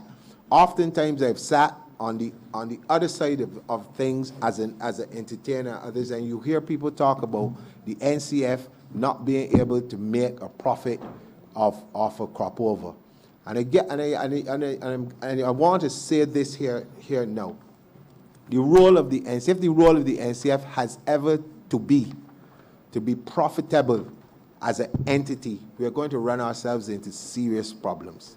The NCF, as it relates to crop over, is the engine that you could basically call it the loss leader, that does all of the, and I use Beijing parlance for this, donkey work, to ensure that the entire economy benefits from it.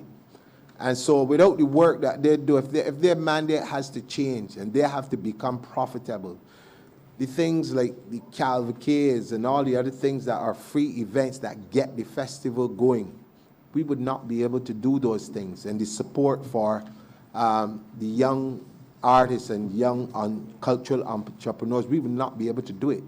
And then that would mean that a lot of that work that really begins the process of generating the money for crop over as an overall thing, we'll have to be drawn back, so to speak. You wouldn't have it to spend.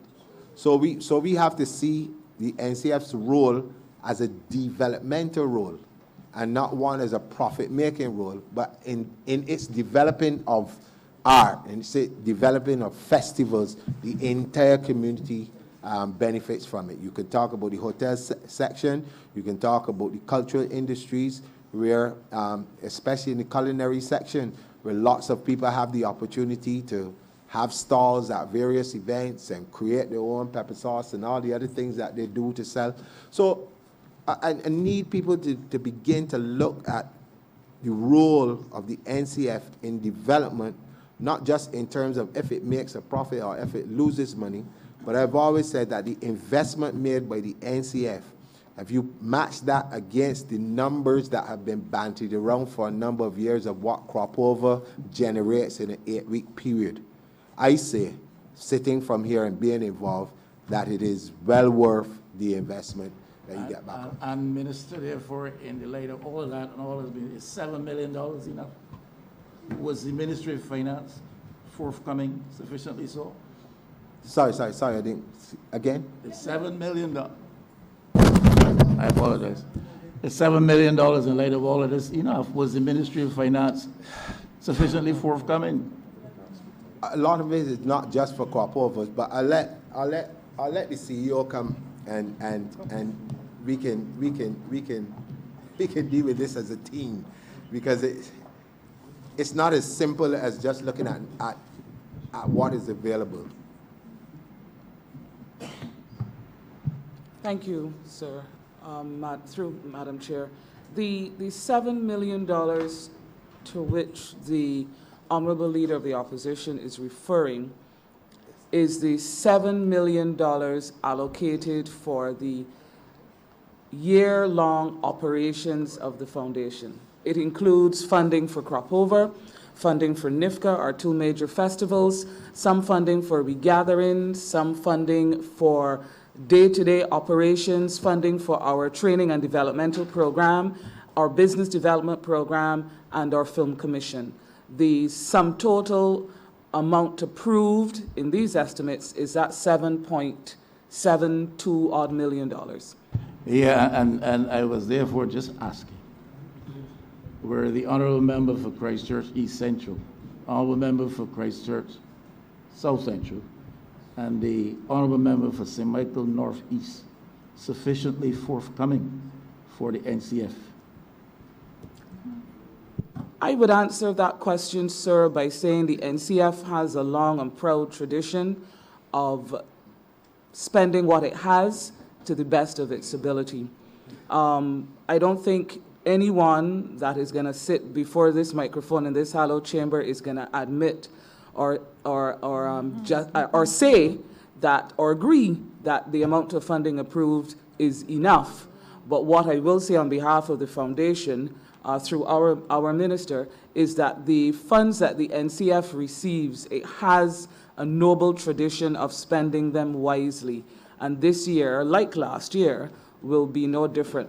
And I want to go a bit further and say that credit really must go to the staff of the National Cultural Foundation, not just the Board of Management or the CEO, because for decades, and we can argue back and forth as to the value of the programming or as to its efficacy, but the fact of the matter is that the work has been done, whether it is producing Crop Over, which to my mind is one of the best returns on investment, $1.4 million approximately in government funding, another $2 million approximately in sponsorship, less than $1 million last year in gate receipts, a total of just under $6 million, and without even having to calculate down to the last cent, generation of tens of $millions in economic activity. That's why I'm trying to beg for more money for you, but you're not supporting me. And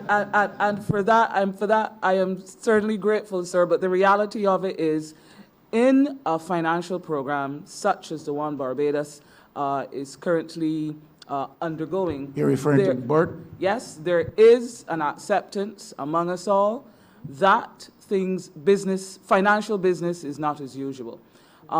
With that in mind, and using the old Bajan adage of cut and contrive, we are still committed to producing the best quality training programs, the best quality business development opportunities for our practitioners, and the best possible festival within the financial constraints under which we find ourselves. That is not saying that we are also not looking at ways to enhance the quality of the festival.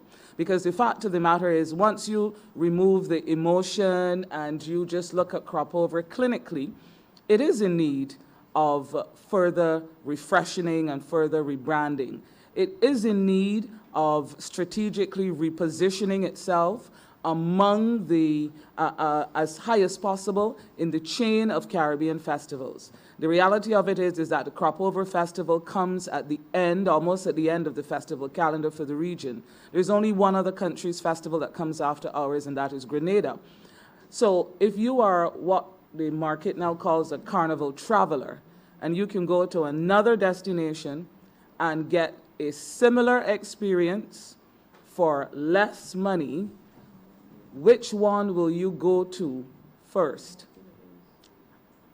There are also newer carnivals, and another aspect of another characteristic of the carnival traveler is that they're also always looking for new experiences. So if you've come to Crop Over for 3 years running, you'll probably go to another destination's carnival or another destination's festival to experience something different. So even as we meet the challenge of spending what has been allocated for the festival, we're also very much engaged in rebranding the festival and pulling out the aspects of it, lots of them heritage aspects, that make Crop Over an authentic festival experience. And through our extremely good relationship with the BTMI and the Ministry of Tourism, marketing that overseas as well. Thank you. And finally, honourable member for... Ma'am, Not point of order, finally, if go you, the honourable minister responded to one and a half There's another one? of my questions. He didn't make any comment on fashion designing, and I'd ask humbly if he could identify for us the indicators in these estimates that suggest an understanding of the fact that the digital creative sector has the capacity to help us to perhaps address the issue of lost revenues through the declining traditional sectors. Okay, so let me deal with the digital creative space. For the general public's edification, so to speak, the National Archives fall underneath this ministry, and they have already begun the process of digitizing a lot of the records that they keep. And this is in an effort to move them to a space where they can monetize better a lot of the services that they provide. We have persons who come, who have traveled to Barbados looking for information on genealogy and looking for the roots. Some people do looking for historical documents, students and others. And right now, we don't necessarily make the kind of return on that information that we should. We believe that this process of digitizing gives us the opportunity to monetize it in a much different way, to be able, as you quite rightly said, use the digital space to enhance what we do. We're also looking at a number of other initiatives where the digitization of things is concerned, different platforms. You would have heard me speak earlier about the Arches program, where we have a historic register where things will go, another source of information that we store. So the digital world, I would say, is part and parcel of where we have to go. I mean, this is where the world is going. But we now have to find those things that fall underneath us. Also, the library has the capacity now, and they are also doing their own digitization of their services, so that you can go online and, you know, get your books, read them online and that sort of stuff, register, use all the different services. So yes, we are in the forefront of using these things at this point in time. Now, the process is going to be a fairly long one and a grueling one at that, because if you look at between the archives and the library alone, the amount of things that they have to digitize at this moment before we can begin to, ask people to pay for them, it's a lot. So, but we've started the process, and we're really looking forward to, in a couple of years' time, to be able to show yourself and your colleagues just what we are able to do using that digital space. Now, in terms of fashion, the National Cultural Foundation, through the Business Development Unit, has a program that has been very successful where the fashion industry is concerned, and I'll let the CEO give us an update on what they have done so far for this year. Thank you very much. So last year, we would have participated in an international fashion exposition by the name of Columbia Moda. And out of Columbia Moda, 5 local fashion designers were able to achieve success through our participation at that international trade show and others, and some fashion capsules that we had here. Now, when we say success, what do we mean? We are talking about success in terms of fashion designers being able to attain orders or manufacturing agreements. Some of them were even able to acquire additional funding and, of course, sales. Some may say, but 5 fashion designers, that's not a lot. Within the context of the amount of funding afforded this program, and also within the context of the current status of the fashion sector, 5 fashion designers being able to earn a living, reap success, refine and hone their finished product to the point where manufacturers are interested in mass production is a measure of success. I would also want to go back, if I may, and add a bit to the minister's list of achievements in digitization, because at the NCF, we were able to introduce a bibliophile management system for the literary arts, where agents and publishing houses could go online and see the suite of books produced and authored by local literary artists. And out of that digitization project, 2 local literary artists, Kieran Lord and Shakira Bourne through the Edinburgh Book Festival, were actually able to pick up licensing deals for their published works. Madam Chair, I would also wish to add to the earlier comments made by the Minister and the CEO. Because you inquired, sir, where in the estimates lie the funds for the digital creative sector. Under item 212, under subprogram 7005, there is provision there for let me put it differently. We have entered into a collaborative arrangement with the Ministry of Innovation and the Prime Minister's Office in respect of the modernization of iconic elements of Barbados. In other words, we are going to use that digital space, that digital medium to tell stories of traditional Barbadian characters, traditional stories with a view to, in a sense, what we call futures past, to make those traditional stories come alive in a digital medium. So we have provided funds in our estimates for that.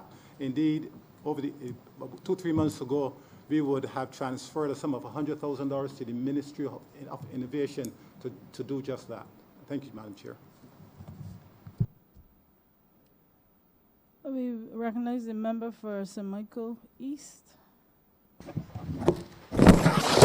Thank you, Madam Chair.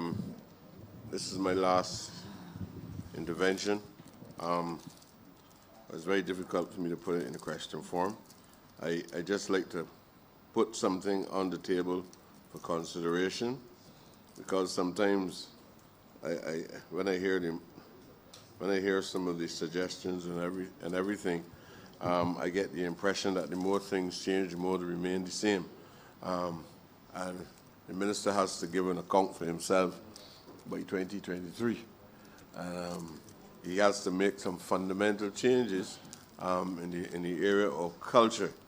I know there have been questions asked about the departments being a facilitator, but if the cultural direction over the years was exclusively Eurocentric, I don't see how the NCC can play the role exclusively as a facilitator when it has to take the lead. You have to have guidelines. You have to have guidelines if you want to achieve the objectives. You would have seen minister has had experience in Cuba. It just don't happen in a very axiomatic manner in Cuba.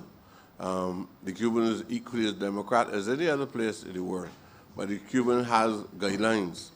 And in addition to that, there's an intensive educational program. The people were totally re-educated, and they have a different understanding of who they are. Anytime you have a conversation with a Cuban, even if you speak about race, the Cuban always say, "I am a Cuban." Just how Americans say, "I am an American." So they don't mix matters like that. Madam, let me just get to the question. The early part of the 20th century, in my view, is the greatest renaissance of black people in our history. And I'm going to cut it short because I can make a lot of reference to even Jesse Owens, and some people would say that Jesse Owens is not a Bajan, but they would tell me that Nelson is a Bajan. He never went here yet, but Nelson is a Bajan. But that's not the point I'm going to make. The point I'm going to make is in St. Joseph, or from St. Joseph, there's a man called Arnold Hosea Ford. He was probably Minister Ford's family. He was the musical director of the United Negro Improvement Association. Marcus Garvey was the greatest black man in the 20th century. He had more followers than prime ministers who claimed to lead countries with less than 500,000 people. Marcus Garvey led millions of people in America, across the Caribbean, in Europe, and on the African continent. Arnold Ford wrote the Ethiopian anthem. And in 1930, Ford made a contribution to His Majesty Haile Selassie of that anthem with some modifications of the lyrics. You would hear the Pan-Africanist movement singing it with the same song with just a few words changing. But you would hear the Rastafari movement and the black movements across the Western world, North American, what we call black power movements, all of that, all of them singing this song. In Barbados, where they had many units of UNIA, it was a fairly common song in the early 20th century. The Workers' Men Association sang it as the first song before they start a meeting, and that is the movement led by Duncan O'Neill. At one time, the Progressive League sang it as well. This man also went to Ethiopia and established schools in Ethiopia, and the family is well known and respected in Ethiopia all it now. I don't even believe that we should keep any regathering in St. Joseph. Or lest we send, he's not alive, but his children are alive. I believe that they will be willing, with the invitation of the state, covering the finance, they'll be willing to come to Barbados, and that will be a very significant person that we should bring to St. Joseph at the regathering. So I just want to put that on the table. Research can be done. If you read Tony Martin's book, Race First, all the information will be there. He was born in St. Andrew? Oh, Lord. That makes it even more important. I hope that the NCF is fully aware of the importance of Arnold Ford. I can assure you, Minister, that the ministry and by extension the NCF is very much aware. I would dare say that I think it was the middle of last year when the ministry started its engagement of art in our foyer, that there was a portrait done by David Guru McLean of Mr. Ford in that art space.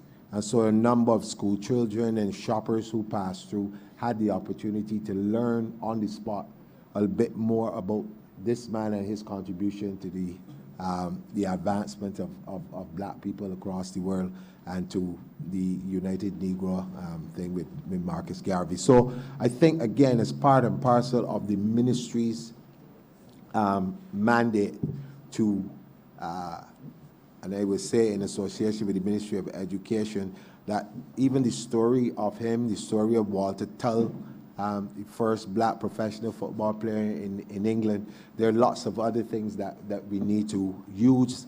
And I go to the Honorable Leader of the Opposition statements or concerns, the digital space, using our creative people on the ground to tell these stories, then to put that information out there. So thank you very much for the suggestion. Thank you. And with that, I invite the minister to give his wrap up, after which I'll kindly ask that you move the head to stand part. So first of all, let me first thank yourself, Madam Chair, and the members for your questions, for your suggestions. These are exciting times for the ministry. As I mentioned earlier, when we came in, there was a lot of deconstructing and a lot of reconstructing to be done. We've not reached fully where we want to be as yet. There's still a lot of work to be done, but I'm very happy with the progress that we've made. And so these estimates this year still gives us the opportunity to accomplish some of the things that were left by a previous administration undone, and it gives us a chance to breathe some new life into the into the cultural space, into the creative economy space, and into the sporting space. And so I, again, want to thank everyone for their interventions, and I hope that the general public who is watching has a better sense of what this ministry does, because oftentimes people think that when you hear the ministry, you just think the NCF and Cropova and NIFCA or the Sports Council and the National Stadium. But it's a lot more. You have the library, you have the archives, you have the museum, all of these things that fall underneath us. And I would take the opportunity to invite the general public to make use of these things, the library, make use of the archives for genealogy and for catching up on your history, and make use of the museum. It's free to the general public. I don't even think a lot of people understand that our school children and anyone can go to the museum at any point in time and experience our heritage, our culture, and our history. So very few words, Madam Chair. I now ask that Head 90 stand part.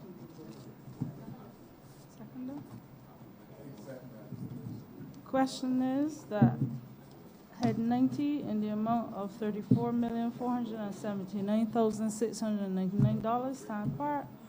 All honorable members in favor, please say aye. All honorable members against, please say nay. Methinks the ayes have it. Madam Chair, I beg to move that you do now report progress to His Honor the Speaker and beg leave to sit again. Question is that I do now report to the Honorable Speaker progress. Yes. And ask for leave to sit again. All honorable members in favor, please say aye. All honorable members against, please say nay. Methinks the ayes have it.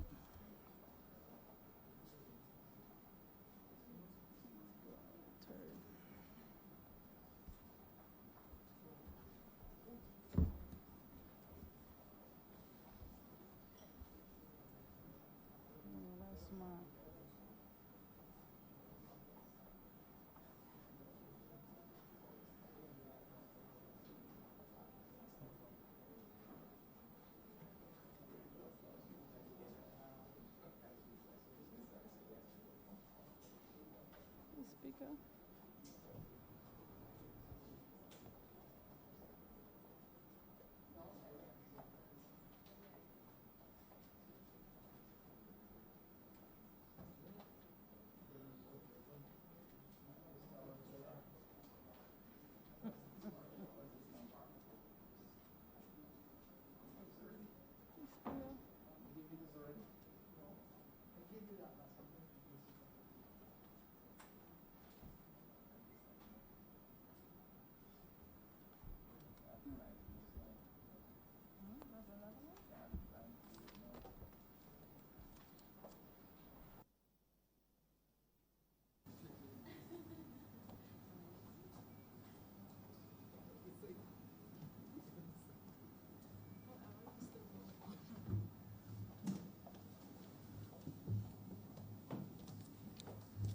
chairman of the Standing Finance Committee has reported progress and requests leave to sit again.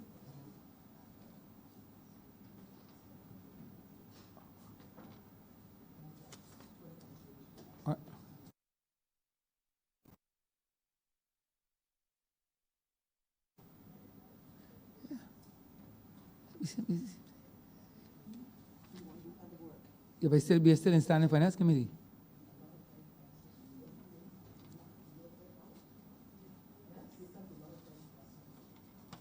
Estimates today. Remove that from consideration. Mr. Speaker, I know that we have come to the end of the allotted hours for the estimates for today's sitting. I beg to move that further consideration of the estimates be postponed until tomorrow. The question is that further consideration of the estimates be suspended until tomorrow. All those honorable members in favor, please say aye. Those against, please say no. They are thereby suspended until tomorrow.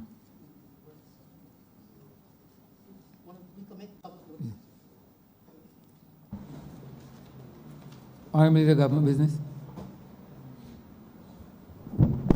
Government notices recommitted. Mr. Speaker, I beg to give notice of the British American Insurance Company Barbados Limited Preservation of Investments Amendment Bill 2020. I also beg to give notice of a resolution to grant the sum of $4,498,200 from the Consolidated Fund and to place it at the disposal of the government to supplement the estimates 2019-2020 as shown in the supplementary estimates number 13, 2019-2020. Beg to give notice of the resolution to approve in accordance with Section 6.1 of the British American Insurance Company Barbados Limited Preservation of Investments Act 2016, Act 2016-5, the issuance of 6 bonds to Sagicor Life Inc. for an amount of $8.115 million on the terms and conditions set out in the scheduled resolution.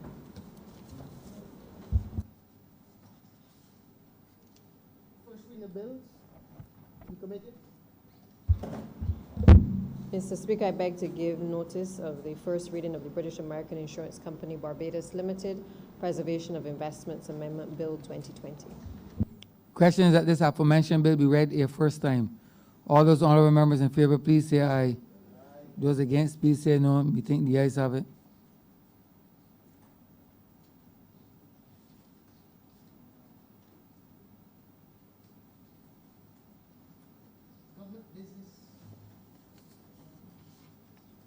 Government business resume.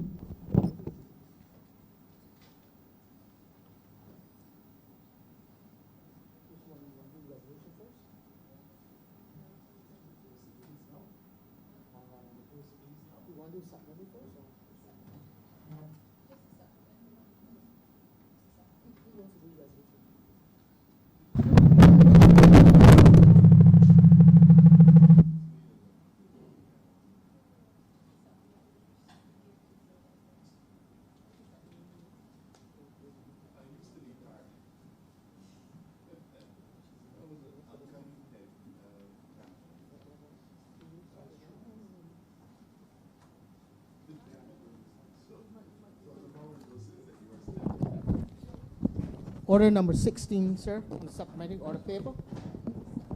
In the name of the honored leader of the House, to move that the House resolve itself into Standing Finance Committee to consider the grant of sums of money for the service of this island. Honorable Leader of the Opposition. Mr. Speaker, I really have to ask what is the urgency attaching to this matter that we introduce a resolution here, supplementary, $4 million, is it? At 8:15 in the night, a long day. Not giving the opposition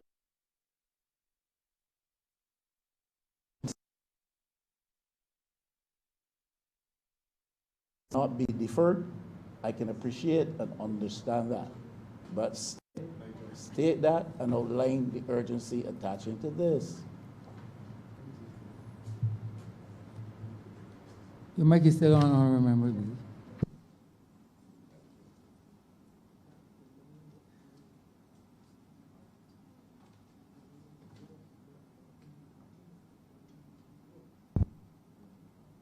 Honorable Leader, Government Business. Thank you, Mr. Speaker. We would have shared with the Leader of the Opposition a copy of the supplementary before this was announced just now. There's another bill as well, Mr. Speaker, that we are not doing tonight, but the supplementary is rather straightforward, and I'm sure if the honourable member would peruse it. It's not the first time that we've done supplementaries on short notice either. So I don't think this is peculiar in any way as the honourable member is seeking to indicate to the public, but we are prepared to do the supplementary now, and the bill will be done during the remainder of the sitting. Mr. Speaker, I am not seeking to indicate anything to the public. I am stating a fact. I was just given this document a couple of moments ago. Cursory glance suggests that you want $4 million voted by the Parliament. I am not even too sure about the figure. All I am asking is there urgency attaching to this that must urgency, let us get on. For that.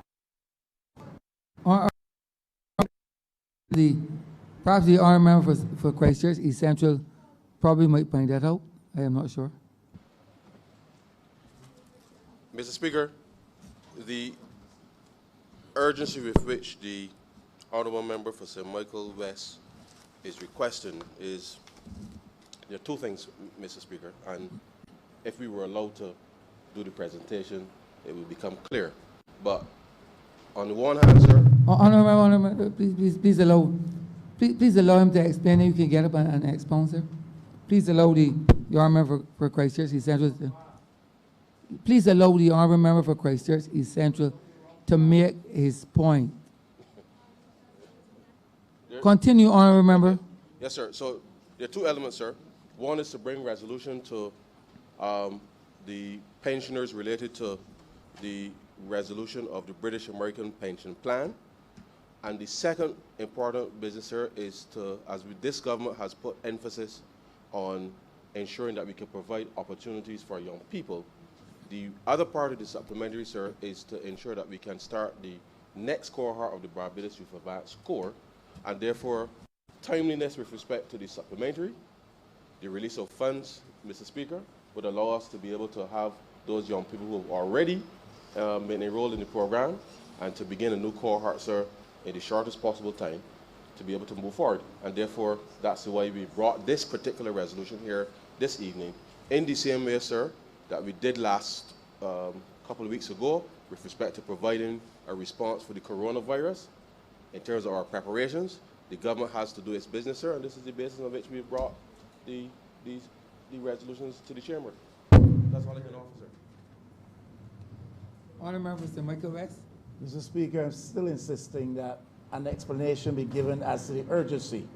I heard the honourable member of Christchurch East Central speak with reference to the importance of this matter, which I understand. Why can't this be done tomorrow, or the day after, or the day after? Why tonight? Why is it urgent? Honourable member for St. Joseph, Honourable Leader of Government, you had asked for the House resolve itself into committee, the Standing Finance Committee to consider this. Please make the application. Mr. Speaker, I beg to move that the House resolve itself into Standing Finance Committee. The question is that the House resolve itself into Standing Finance Committee. All those honourable members in favour, please say aye. Those against, please say no. We think the ayes have it. Bad move.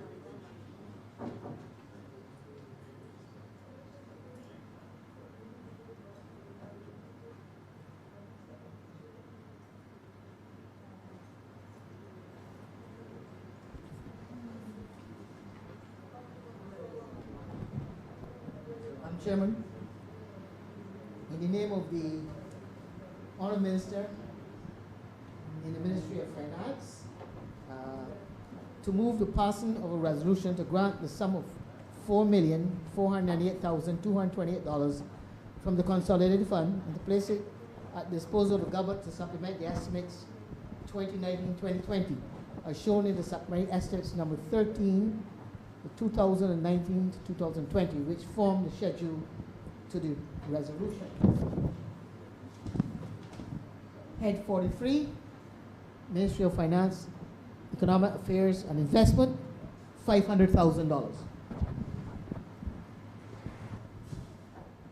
Madam Chair, I know the hour is late, and so I'll be as brief as I can be with respect to this matter. Now, you would recall that at the demise of CLECO, as well as British American, some 11 years ago, as a result of that, we've had a long and protracted and time for which the employees that were affected, specifically in this case by British American, that the pension situation was not resolved. And so the funds that are being asked with respect to this, and you would recall that last year, and as the history would show, when the original resolution was drafted, Madam Chair, it was done prior to us coming to office. And as a result of the debt restructuring, the promissory notes that were originally, and I will speak to this substantively in the other resolution, with respect to this solution for the pensioners, the provider who is managing the pension fund on behalf of those now 68 persons affected by this, sought to have the government relook the provision, and we have done that. But nevertheless, this specific supplementary being requested for the Ministry of Finance for the judicial manager, and I want to indicate, Madam Chair, that in the addendum, the explanation is not correct, because this specific supplementary of $500,000 is to provide for payment to the judicial managers, KPMG, Advisory Services Limited, as support for Sagicor's assumption of the British American Employee Pension Plan. And the reality is, as you know, this process has gone through the judicial management, while Sagicor is taking on the ongoing pension payments for the employees. The difference between when the company was severed and now, in a sense, is being done under the auspices of the judicial manager. And this particular supplementary request will complete that part of the responsibility for the judicial manager to execute the administration and official handover to Sagicor to be able to continue the pension payments until those persons obviously no longer would be entitled. And therefore, this is just supplementary this evening to allow those 68 persons who are now, when we started this process, there were 72. Unfortunately, 4 persons have passed, and therefore some of these monies will go into the estates of those persons because the pensions were still due and owing, but they were not paid by certainly last administration, and therefore we have come to this place this evening to be able to provide this with respect to the judicial managers being able to pay not just into the estates of those persons who unfortunately have passed, but to, in a sense, deal with some of the back payments with respect to the pensions. And so you heard the Honourable Leader of Government Business lay the amendments to the British American Preservation of Investments Act, and we will make those amendments in due course. But this particular supplementary this evening is meant to have the judicial managers, in a sense, bring that part of the court-ordered proceedings to conclusion, and therefore hand over the administration with respect to Sagicor to be able to deliver the pensions for those 68 persons, and as I said, to pay into the estates of those 4 persons who have been deceased. And so, with that, Madam Chair, I beg to move that head 34 in the amount of $500,000 stand by. Beg to second that. Please say aye. All honorable members against, please say nay. Methinks the ayes have it. Madam Chair, actually on item number 17 on the supplementary order paper, and in the name of the Honourable Minister of Youth and Community Empowerment, Head 86, in the sum of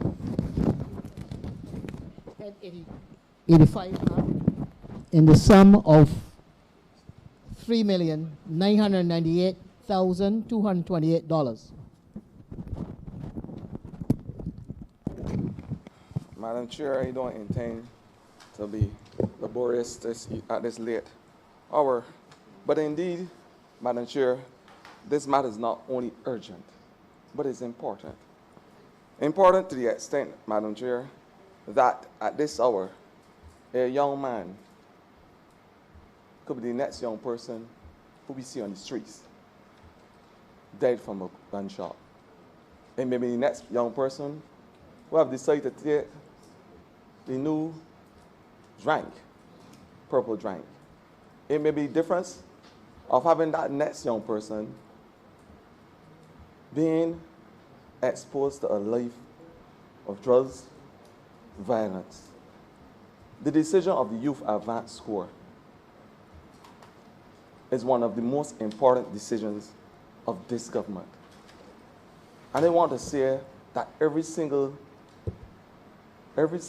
cent that we spend or we ask for in the supplementary to advance our young people is money worth investing. So in those few words, I want to say that this supplementary basically is to ask for money towards personal emoluments, national insurance contribution, travel, supplies and material, maintenance of property, professional services, property and plant, machinery and equipment, Madam Chair, and to help with the incidentals, of course, for those young people who we promised $600 a month. Madam Chair, I would have spoken extensively while it was in the well of this August chamber about the course, about the new group of young persons who will be leaders of this country. And I want to ask that we continue to support not only in a financial way, but in a holistic way to help develop those young persons. And in those few words, Madam Chair, I ask that Head 85 for the amount of $3,998,228 stand by. Question is that Head 85 stand par. All honorable members in favor, please say aye. All honorable members against, please say nay. Methinks the ayes have it.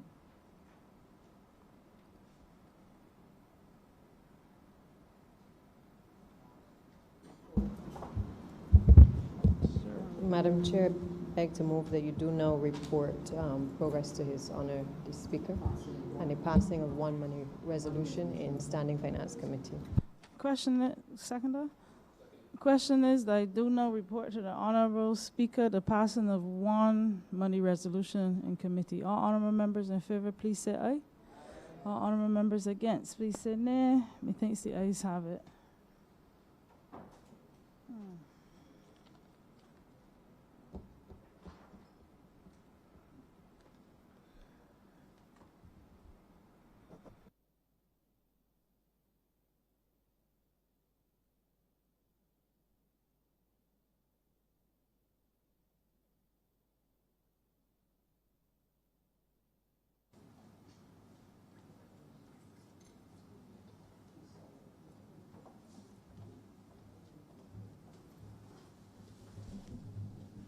The chairman of committees is reporting the passing of one money resolution in the Standing Finance Committee.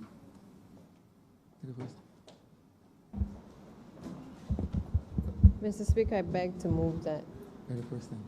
it shall be read a first time. Question that the resolution be read the first time. All those honorable members in favor, please say aye. Those against, please say no. Second time. Mr. Speaker, I beg to move that a resolution be read a second time. Question that the aforementioned resolution be read a second time. All those honorable members in favor, please say aye. Those against, please say no. Me think the ayes have it. Mr. Speaker, I beg to move that the resolution be now agreed to. The question is that the aforementioned resolution be agreed to. All those honorable members in favor, please say aye. Those against, please say no. Me think the ayes have it. This resolution now stands passed.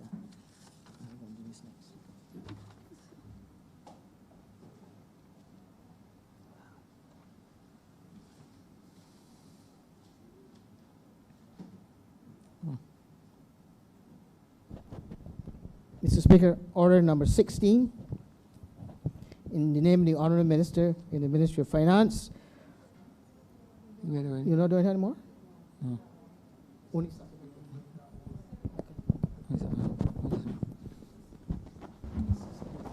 Thank you. Mr. Speaker, I beg to move the suspension of the sitting until tomorrow, the 4th of March at 10 a.m. And for the avoidance of doubt, Mr. Speaker, we will start tomorrow with the Ministry of the Environment, because I am not sure that the Honourable Leader of the Opposition may have read his messages, and so I would not want that he says to the public that he has not heard from the Leader of Government Business in relation to the order of the heads that will be done in the course of this debate. The question is that this honorable chamber be suspended until 10 a.m. in the forenoon on the 4th day of March, 2020. All those honorable members in favor, please say aye. Those against, please say no. Me think the ayes have it. This honorable chamber stands suspended until tomorrow, the 4th day of March, 2020, at 10 a.m. in the forenoon.